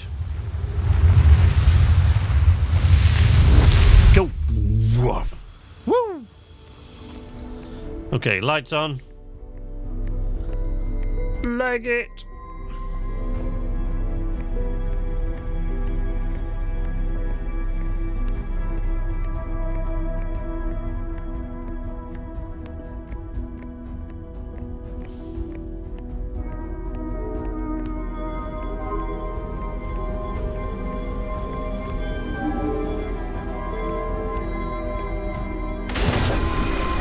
Thunk.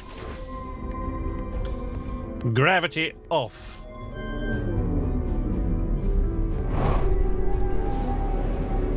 I always get a bit too carried away when I make that first jump.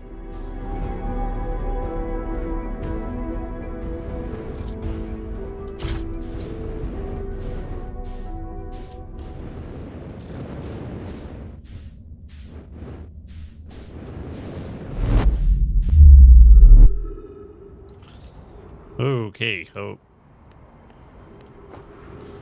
Ship. There she is. Here we go again. Dark Bramble. Here we come.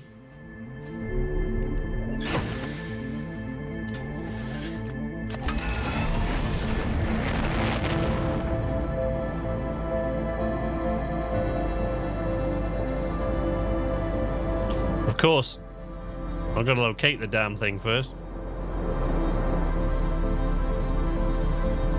Which isn't always all that easy. Come on, Dark Bramble, there you are, you bastard. There goes the sun. There goes the sun.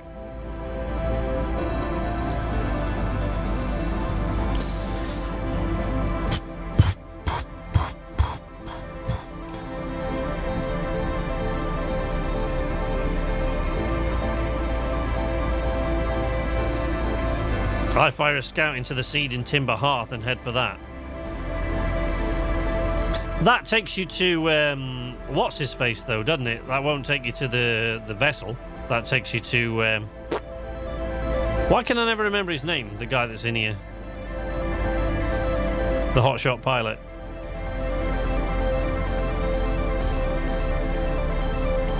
Yeah, that's what I did in the last episode when I was heading for Felamalad with the harmonica.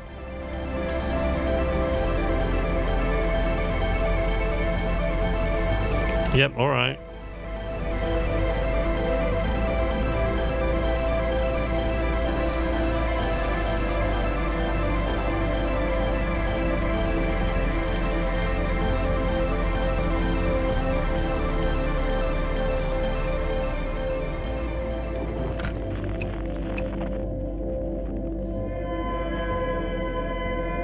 Well, that's handy.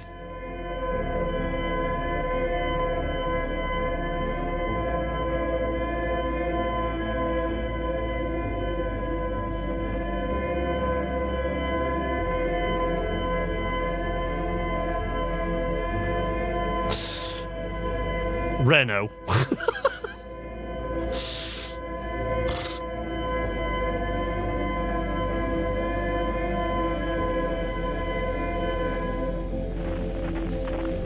Crap. Okay. That wasn't my best piloting. But then neither was getting eaten by the anglerfish in the last loop.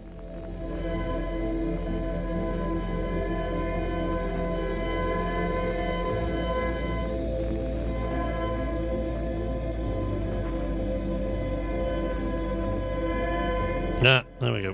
Whoop.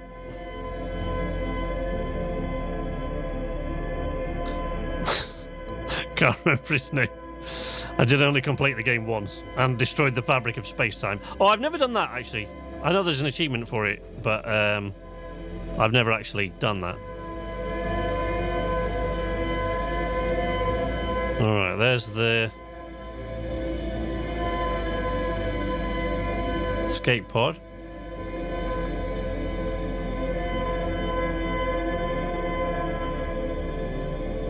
Where are the feckin' lights from the down? There we go.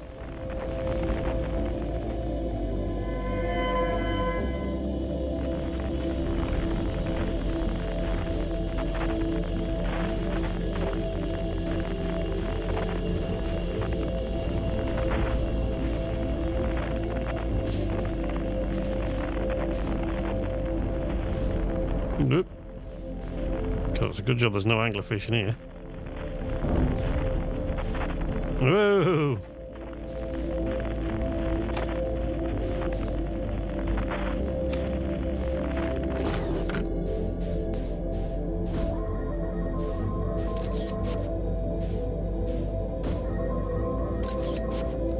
Feckin' thing.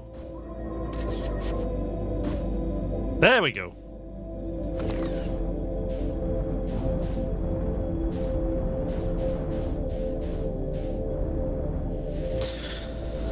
Okay, let me make sure I line up properly this time, so I'm not pulsing the goddamn engine once I get inside this damn thing. Man, I hate this bit. This is like the worst thing in the game.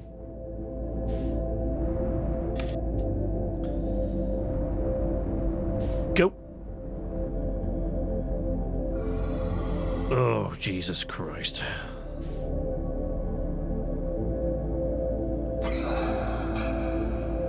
Shit.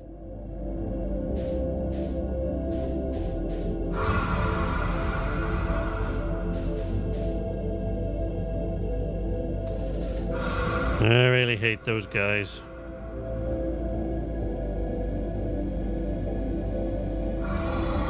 Come on. Tickle it.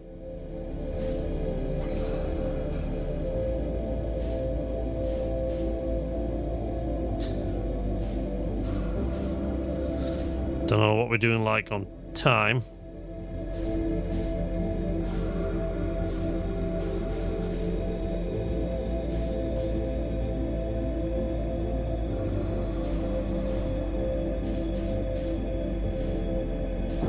Oh shit. God damn it.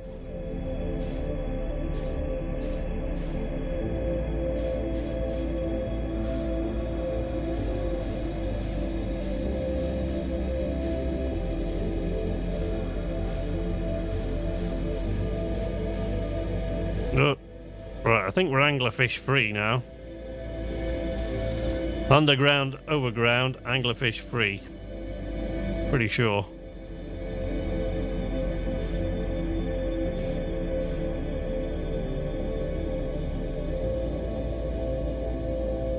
Feldspar! Well done. Yes, very nice. Thank you.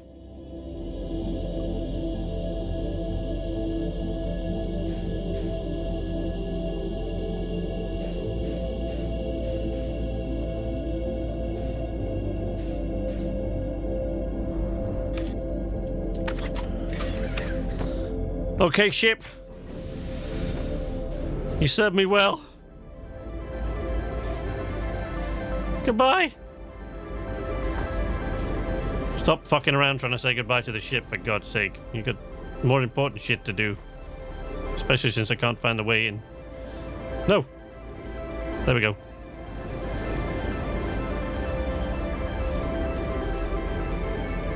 Come on, baby. Whoop.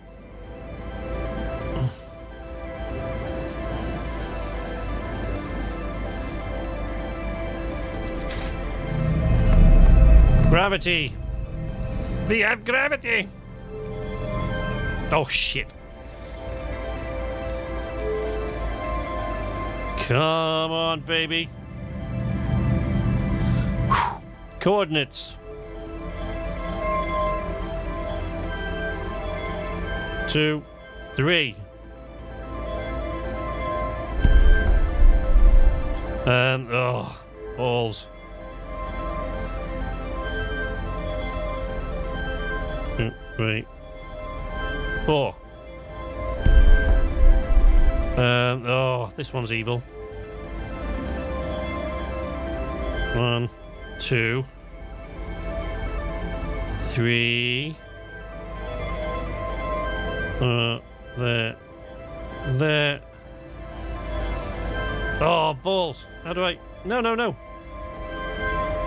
Stop it! No! There we go. Oh, dear.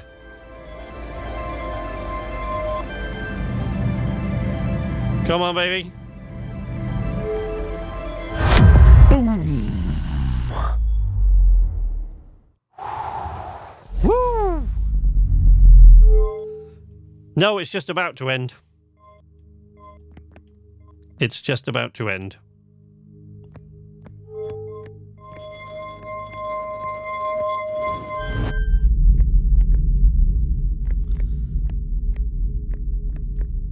Out there, look. The eye of the universe.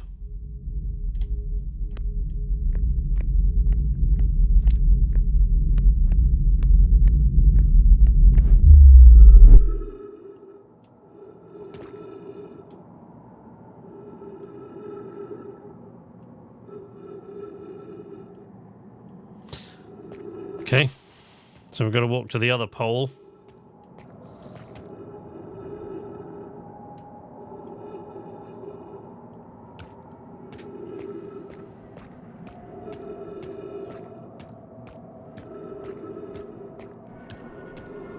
Oh, it is a... Well, it's a long end, but, you know, yeah.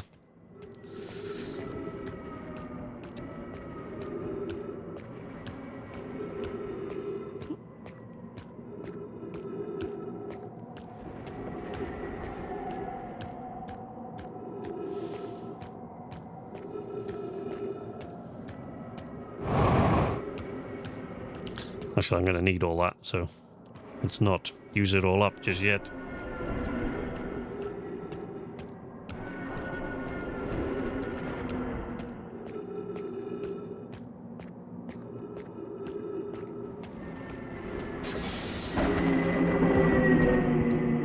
Trees.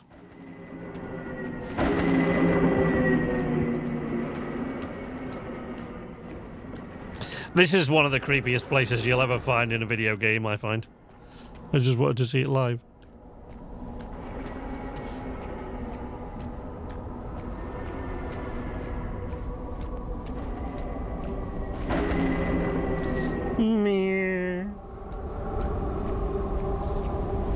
There it is. We're standing underneath the eye of the universe.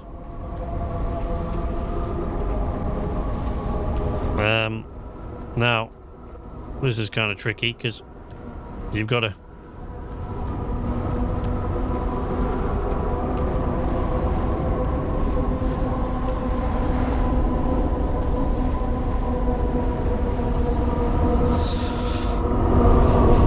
Okay. Serious 2001 A Space Odyssey moments coming up now.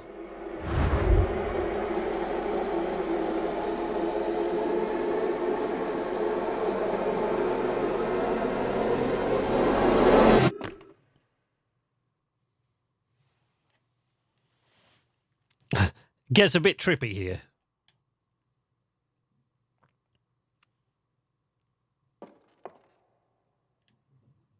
I love how the music just... all the music and the audio just cuts out.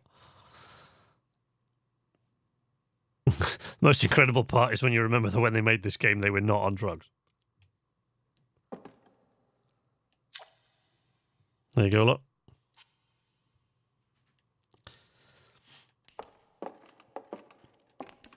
I just love the way they've worked the audio so that you come into this part and the audio just cuts out entirely. So all you can hear now is your own footsteps. It's brilliant. Good night, honey. The Nomai never got to see it for themselves, but thanks to their efforts and technology, Harthian was able to reach the eye of the universe. Brings you to the museum gift shop, yeah? Exit through the gift shop. They really should. They missed a trick there.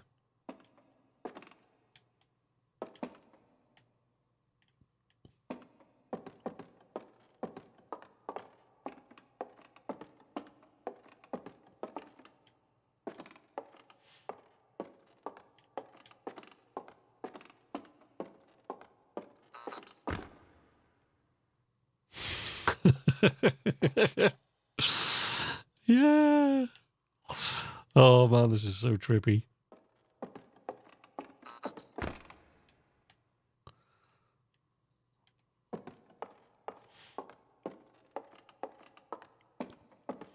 Now, I can't remember how you get out of here, but you like eventually. Look at that.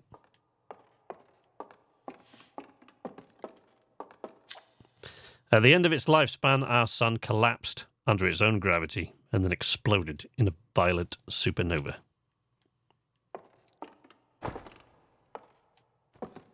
The anglerfish, long dead now. Of all the life forms who will perish in the oncoming death of the universe, we will miss the anglerfish the least. That's for damn sure. The Nomai who came to our solar system were following a signal from the eye of the universe. They perished when the interloper arrived, bringing with it the deadly substance we called ghost matter that flooded the entire solar system almost instantly and without warning. Yeah, even in the gift shop, I agree. It's like, it's crazy how well it's all done. But we're a long way from the end yet, folks. There's a lot of trippy to go on before we reach the conclusion.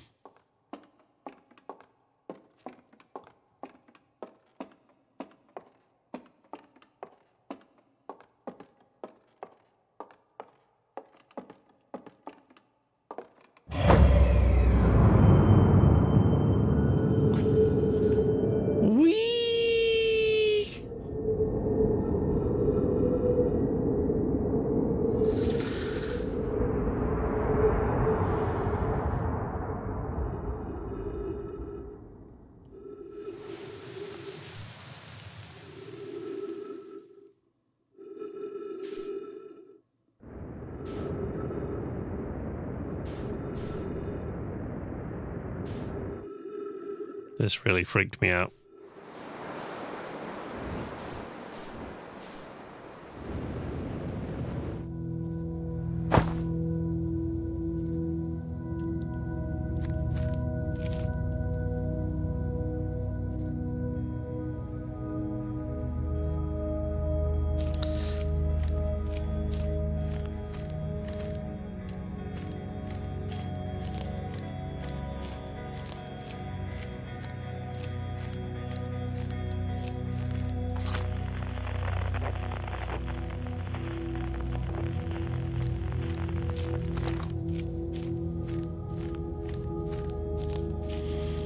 Look at that. It's a representation of all the lights in the universe going out.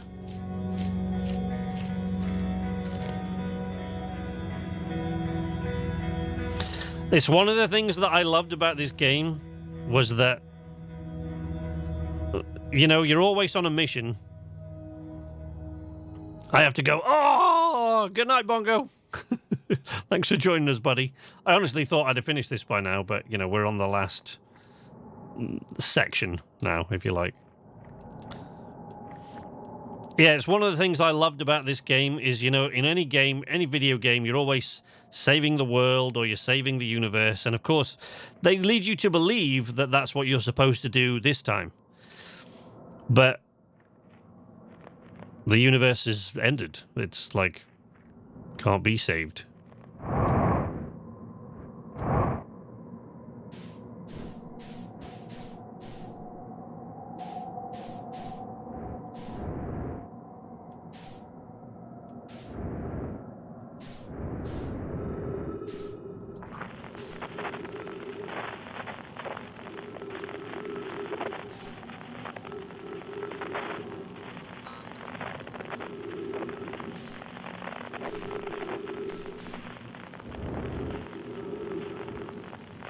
God, where am I now? This is what takes me a little while. Will the last one alive please turn out the lights? I didn't say I was the last one alive. I said the universe is over.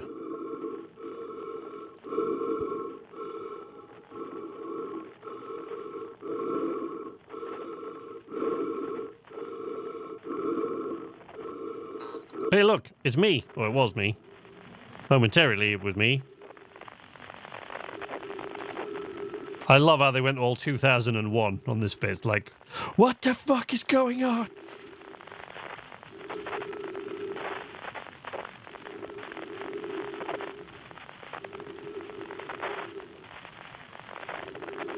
Whoosh.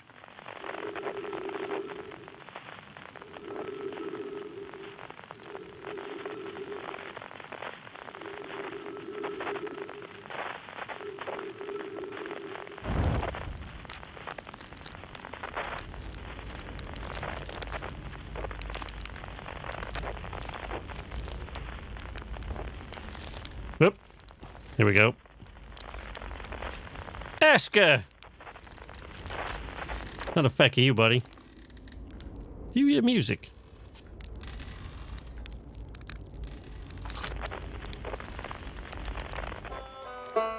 Sure do. Sounds like Rybeck.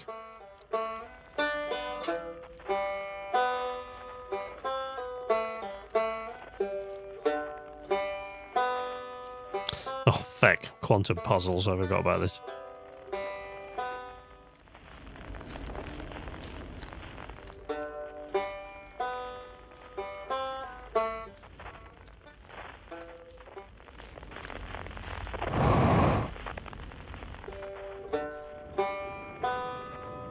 Nope.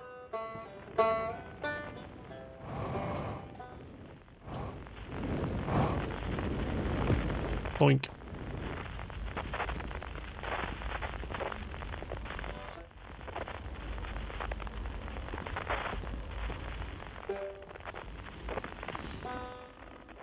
Wee. Thump.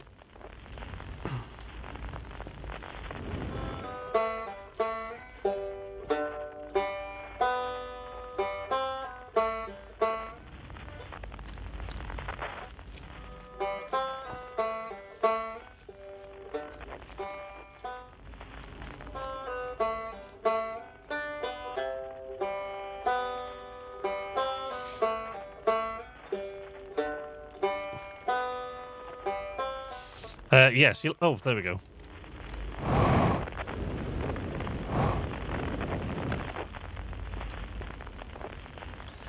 Things are starting to change now. No, no, no, no, no, nope. Yeah.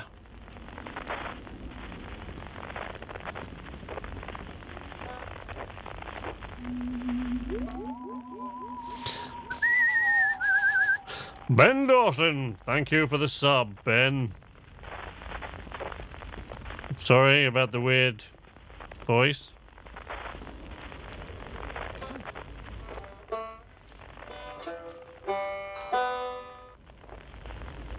We have gathered the banjo.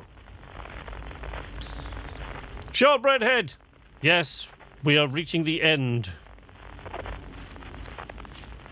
Let me go back to the campfire. This is the end, where it all gets a bit trippy. We are now inside the eye of the universe. And consequently outside space-time. It's not quite time yet. Pretty sure we'll need the others for this next part. We'll need, you know, everyone. No rush, take your time. It might not even exist here. Yep, pretty sure it doesn't, Ryback. So the others are...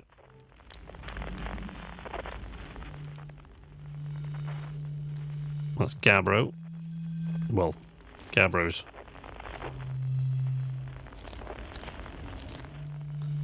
I do remember one of these was a pain in the ass because it was like up a tree or something. Let's go and deal with this first. Maybe I can't. Maybe they're all up trees.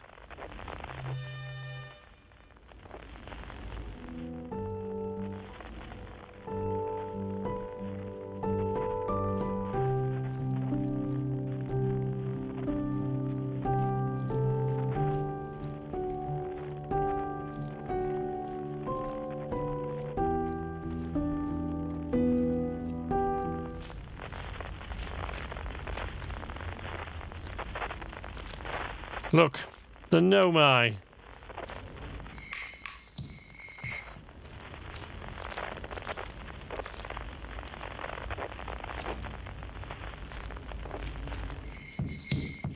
Now, I seem to remember...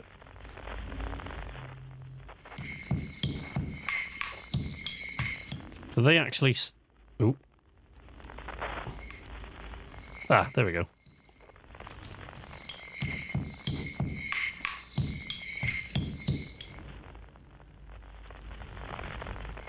Yeah, it gets kind of freaky.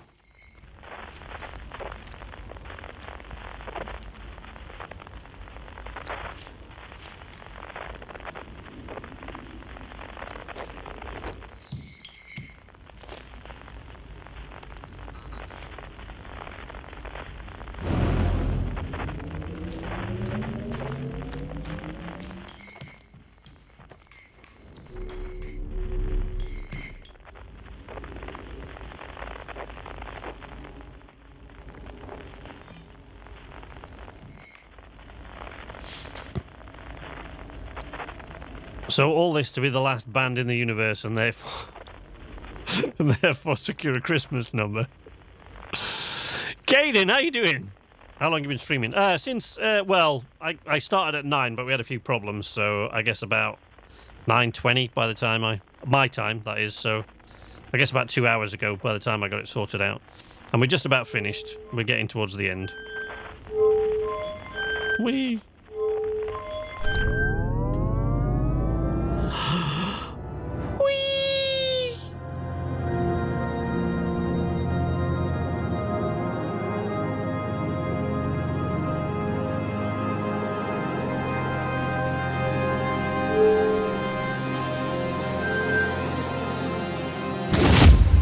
Whoosh.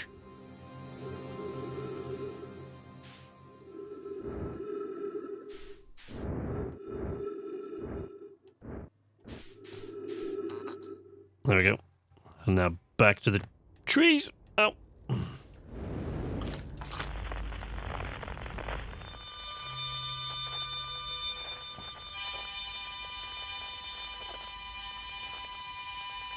was playing Fallout. Would have joined earlier. That's cool. You missed me getting eaten by an anglerfish at one point. But we're nearly done now. We're just... Oh, look. An anglerfish. Speak of the you know, thing.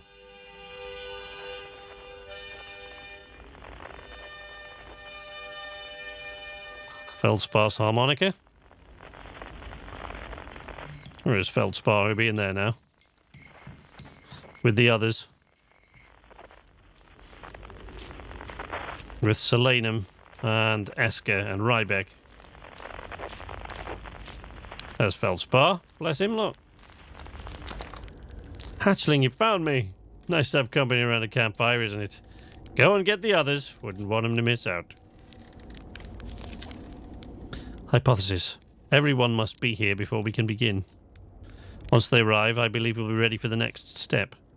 I'm glad you remembered me. Of course I did, Selenium. Of course I did.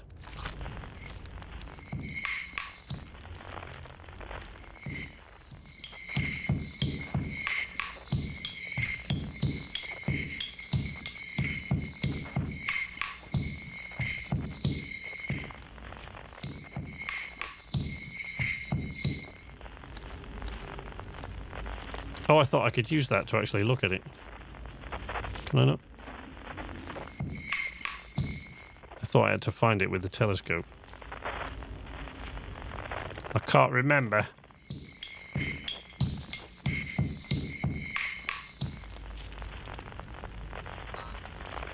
There we go. I knew it was something like that. Right, Gabbro. Didn't get a notification. Yeah, they're a bit twitchy, YouTube notifications.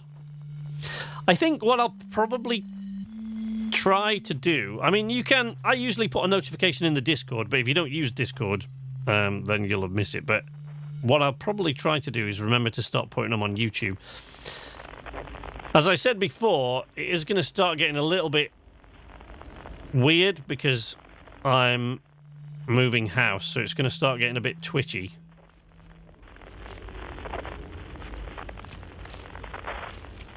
I hate this one.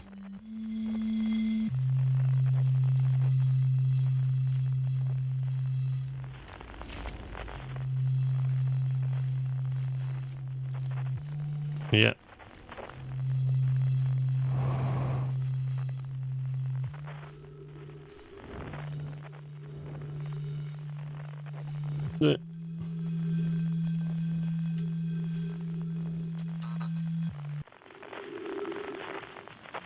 Thump. Who we got left? Everybody? Thump. Did we get everybody? I think we got everybody. Esker, Chert, Rybeck, Selenum, Feldspar, and Gabbro. Shall I begin? Yes. Begin. I'll get each notification, even though... Yeah, they're a bit twitchy. Some people don't seem to get them. I know I've had it before myself. Esker?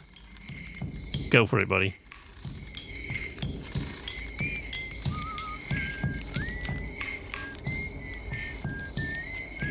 It's all we can ask, Rybeck. Do your best.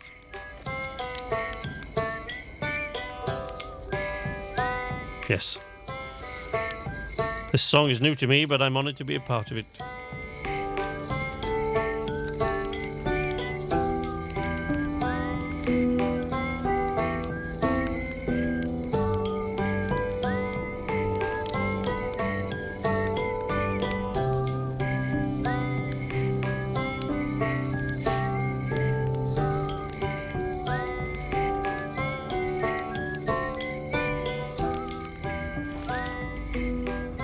It's time, Gabbro.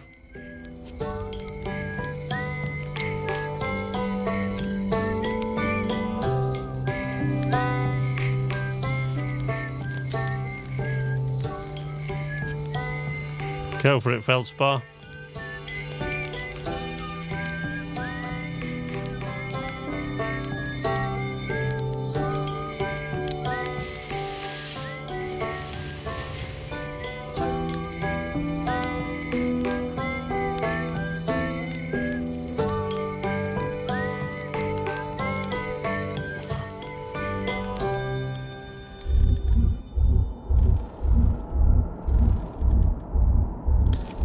Thank you, guys. You guys are the best.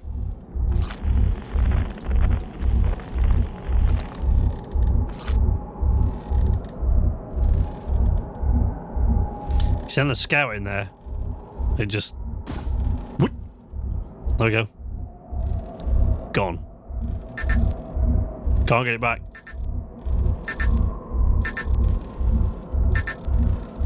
I have not. I'm going to be playing... the next thing I'm going to be playing is Far Lone Sails.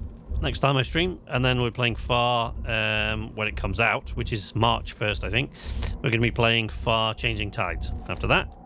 So that'll be the next ones. I haven't played Spiritfarer, but I know that Kitty, who you can quite often find in here, Shikanta, she has. Well,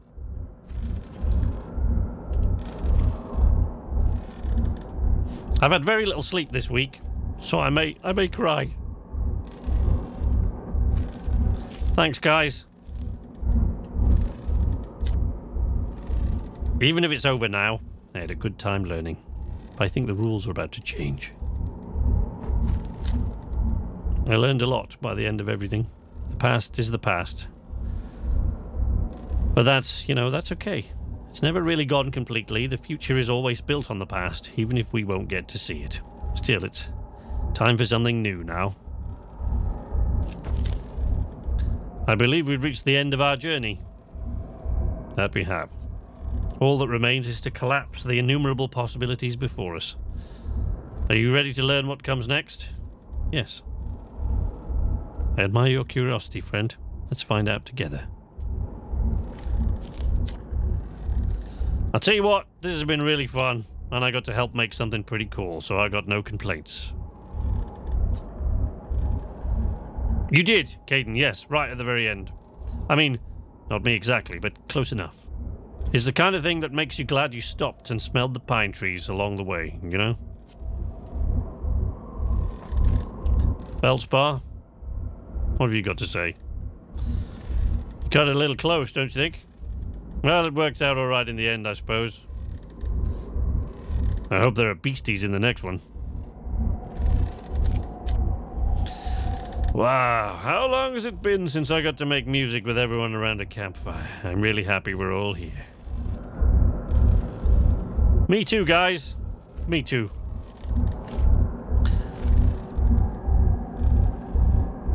So what I really loved about this game is that in every other game, pretty much, like in almost every other game you ever play, or at least half of them, you know, you've got to save the planet, or save the universe, or rescue whoever, or stop something from happening, or stop the world from ending, or whatever it is you've got to do.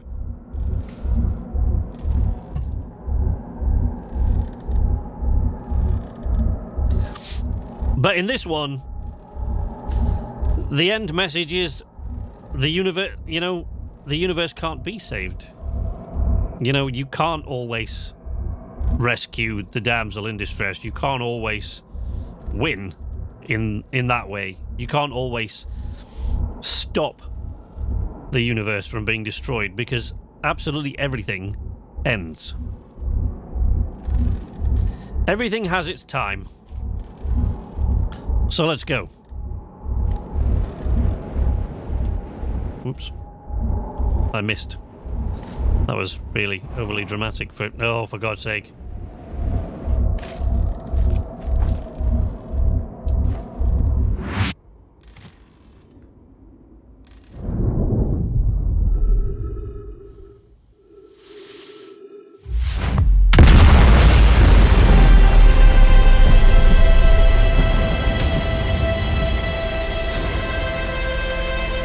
Now, gigs. Now we jump-started the second Big Bang. For a new Big Bang.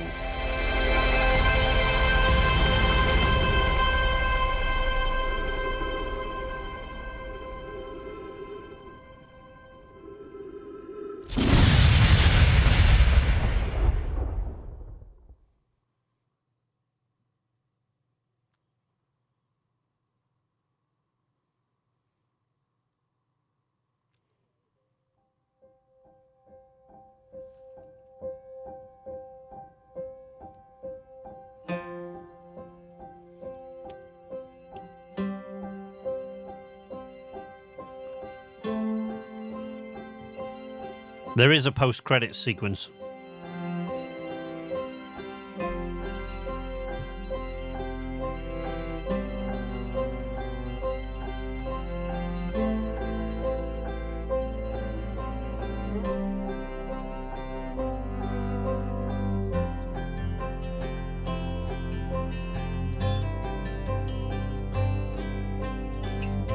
So it's all in Better Than Life VR.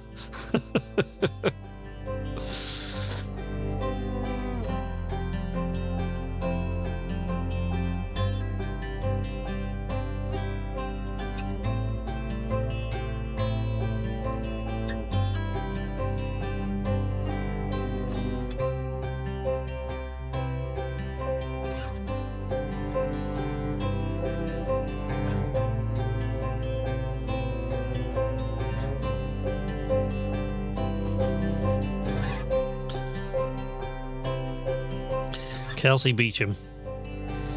She's a genius.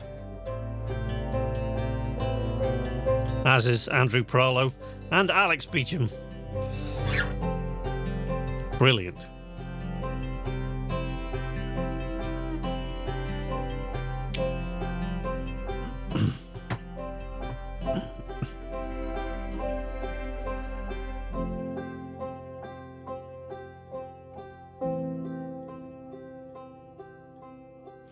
So Kelsey Beecham, Alex Beecham is the creator of the game. Kelsey Beecham is his sister, who wrote the story.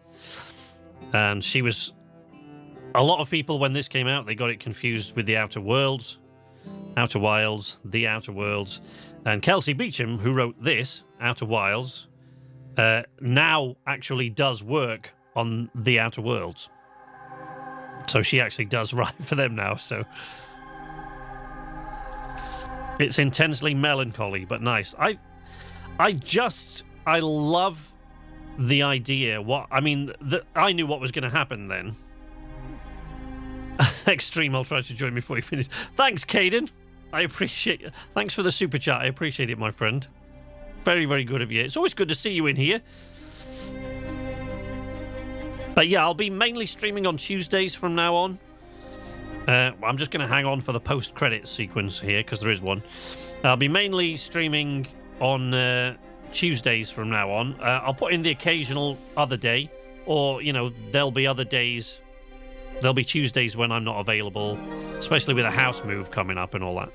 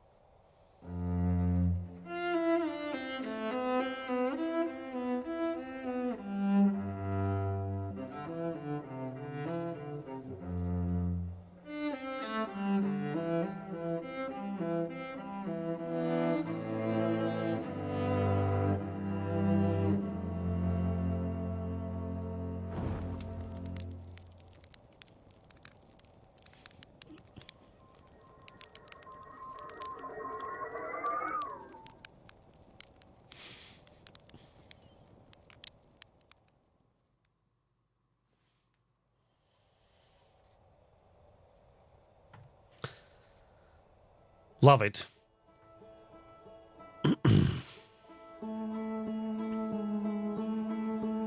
Absolutely love it.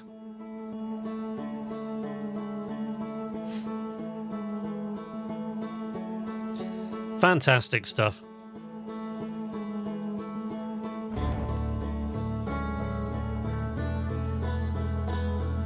And just Andrew Pralo, who did the music for this, is just absolute. I mean, of course, he won he was nominated at least for a BAFTA award for this.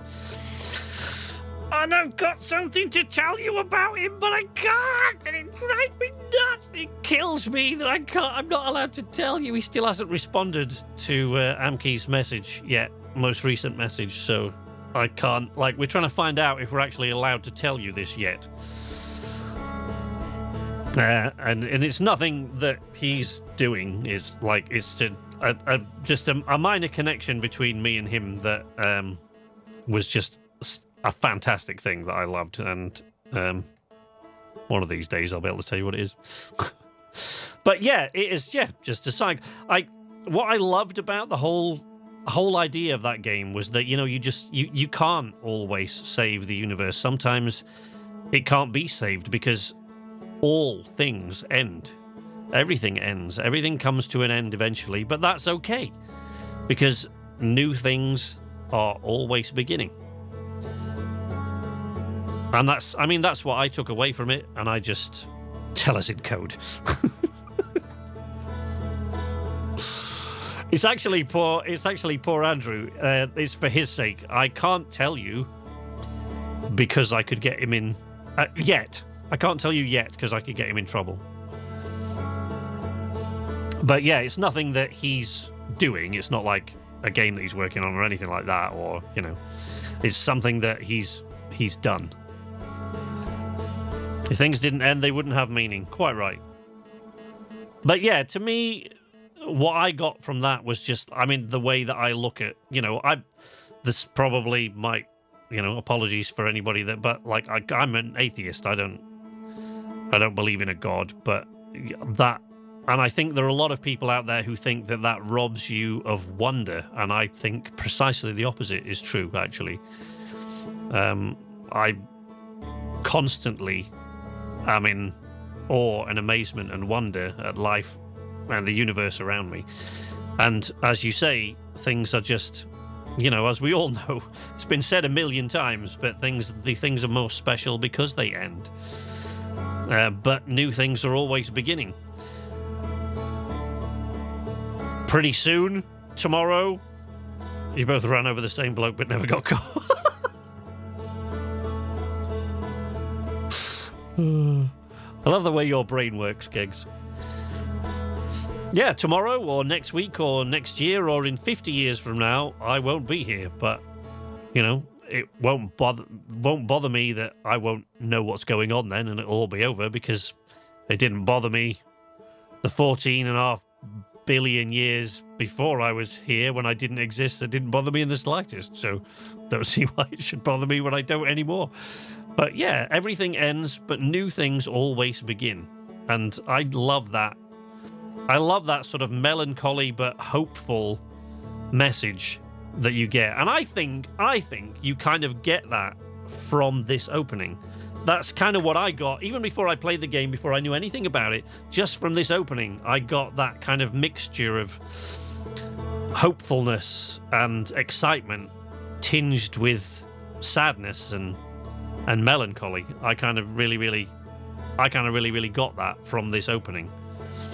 Now, one of the things is that if you continue to watch this cycle, you'll notice it takes time, but if you continue to watch this cycle over and over again, you'll notice after a while that the stars all start to disappear, and the Outer Wilds writing just slowly comes further and further apart. So it slowly breaks apart, and the stars slowly die out. So if you actually sit here watching this for long enough, it gives you kind of a spoiler, I guess, for the game itself.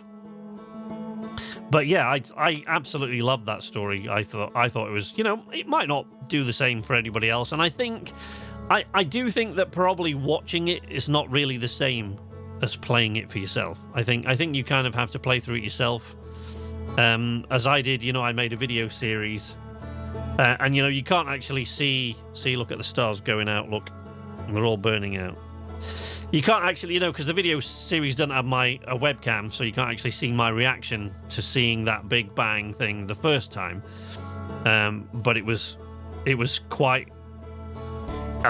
I felt quite emotional about it the first time, and this time just a bit less so because I knew what was coming and things like that. And like I say, I think you have to play it yourself, and maybe it doesn't have the same effect on you that it did me. But I just think it's a fantastic story, and I'm really pleased that they were picked up by Mobius, because this game was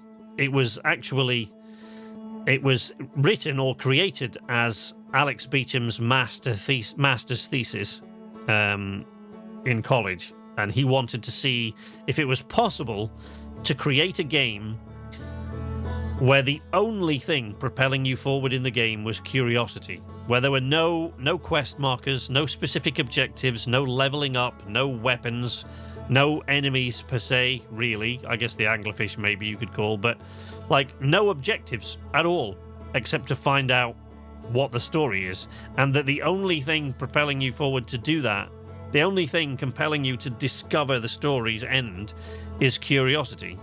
And he wondered if it was possible to keep a game going on that basis alone, which is where Outer Wilds came from in the first place. So that's kind of how it was created, and and then it was picked up by Mobius. The head of Mobius is, for those of you who don't know, Mobius is the game development company created by Marcy Oka, who, in case you didn't watch it or you're not familiar with it, if you did, played in the TV series Heroes. He played Hero.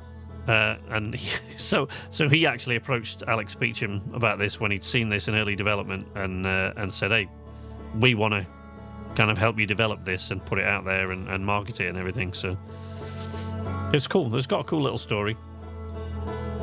But yeah, I just love it. You can see all the stars going out now slowly.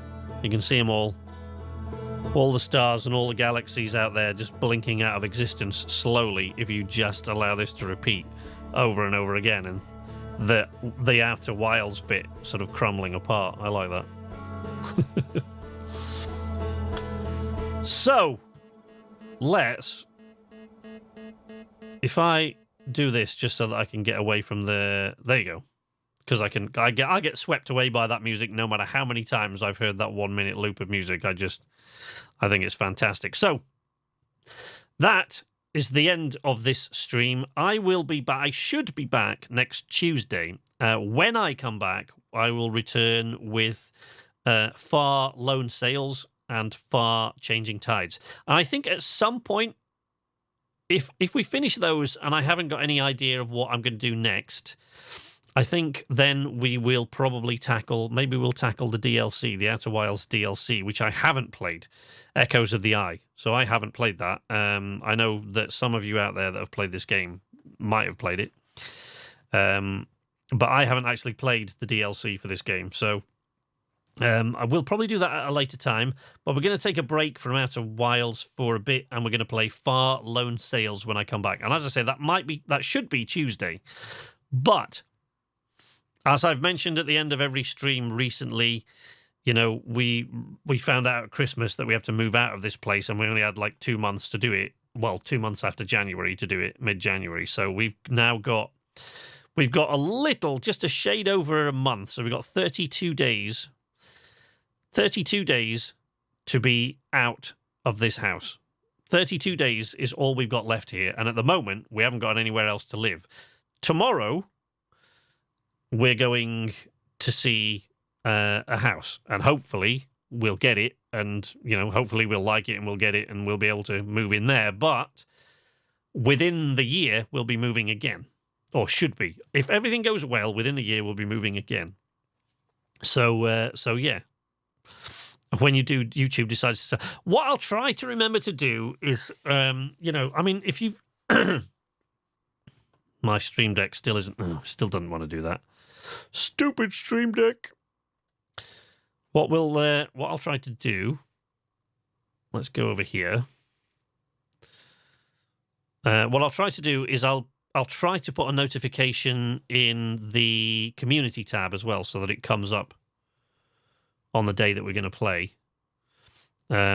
Hopefully that'll work, but like I said, the notifications do seem to be a bit finicky on YouTube. I don't really know why, but I know I've had problems with them before where I can't see notifications for channels that I follow. Yeah, we don't want that to expire. Generate a new link. Copy. Okay, shut that down. So, there you go. If you do Discord, there is the link to the Knights Arcade Discord, and I always tag everybody when I'm going to go.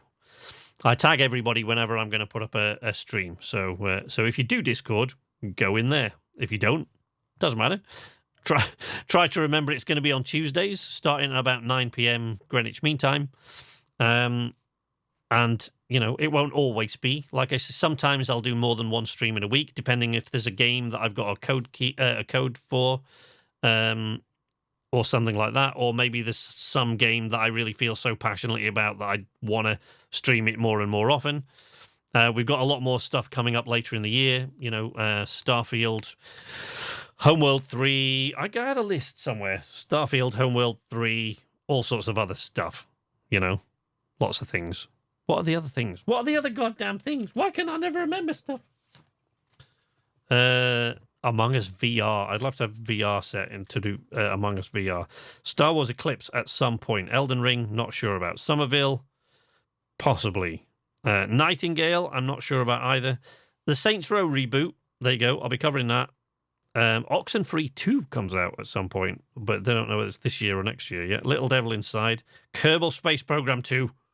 Excellent. And, of course, Starfield. So, yeah, we've got a lot of things coming up later in the year. Things will just get a little bit janky when I'm moving house.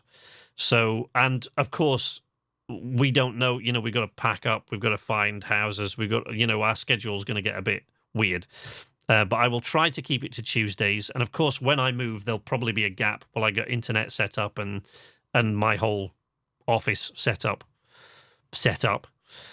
before I come back. But if you follow me on Discord or Twitter, I'll keep you up to date on what's going on anyway, so you'll always know where I am. If you don't do Discord, but you want to keep up to date with notifications, you can always follow me on Twitter at Knights_Arcade if you have Twitter. And if you follow me there, I also leave a notification there when I'm going live. So yeah, there you go. I know I keep repeating the same things over and over again, but I don't know who's watching that didn't know that. And I'm probably going to disappear for a couple of weeks, so we'll see. But it shouldn't be next week. I should be able to start with Far Lone Sales next week and hopefully finish that before the move. And then we'll go to Far Changing Tides, and then we'll see where we are after that. Thank you very much for all your support, and thanks for being here with me. I've mentioned enough times now how I feel about that game, and it's been great to play through it again with all you guys watching. And thanks for joining me, HJ, Corvo, Shortbread, Caden, Kegs, everybody else that turned up today, Bongo, my lovely wife there, of course, and Mordred, and lots of people joined earlier in the stream. It was good to see everybody. Thanks for your support. But until next time, from Knights Arcade, this is Sleepless Night saying nighty-night.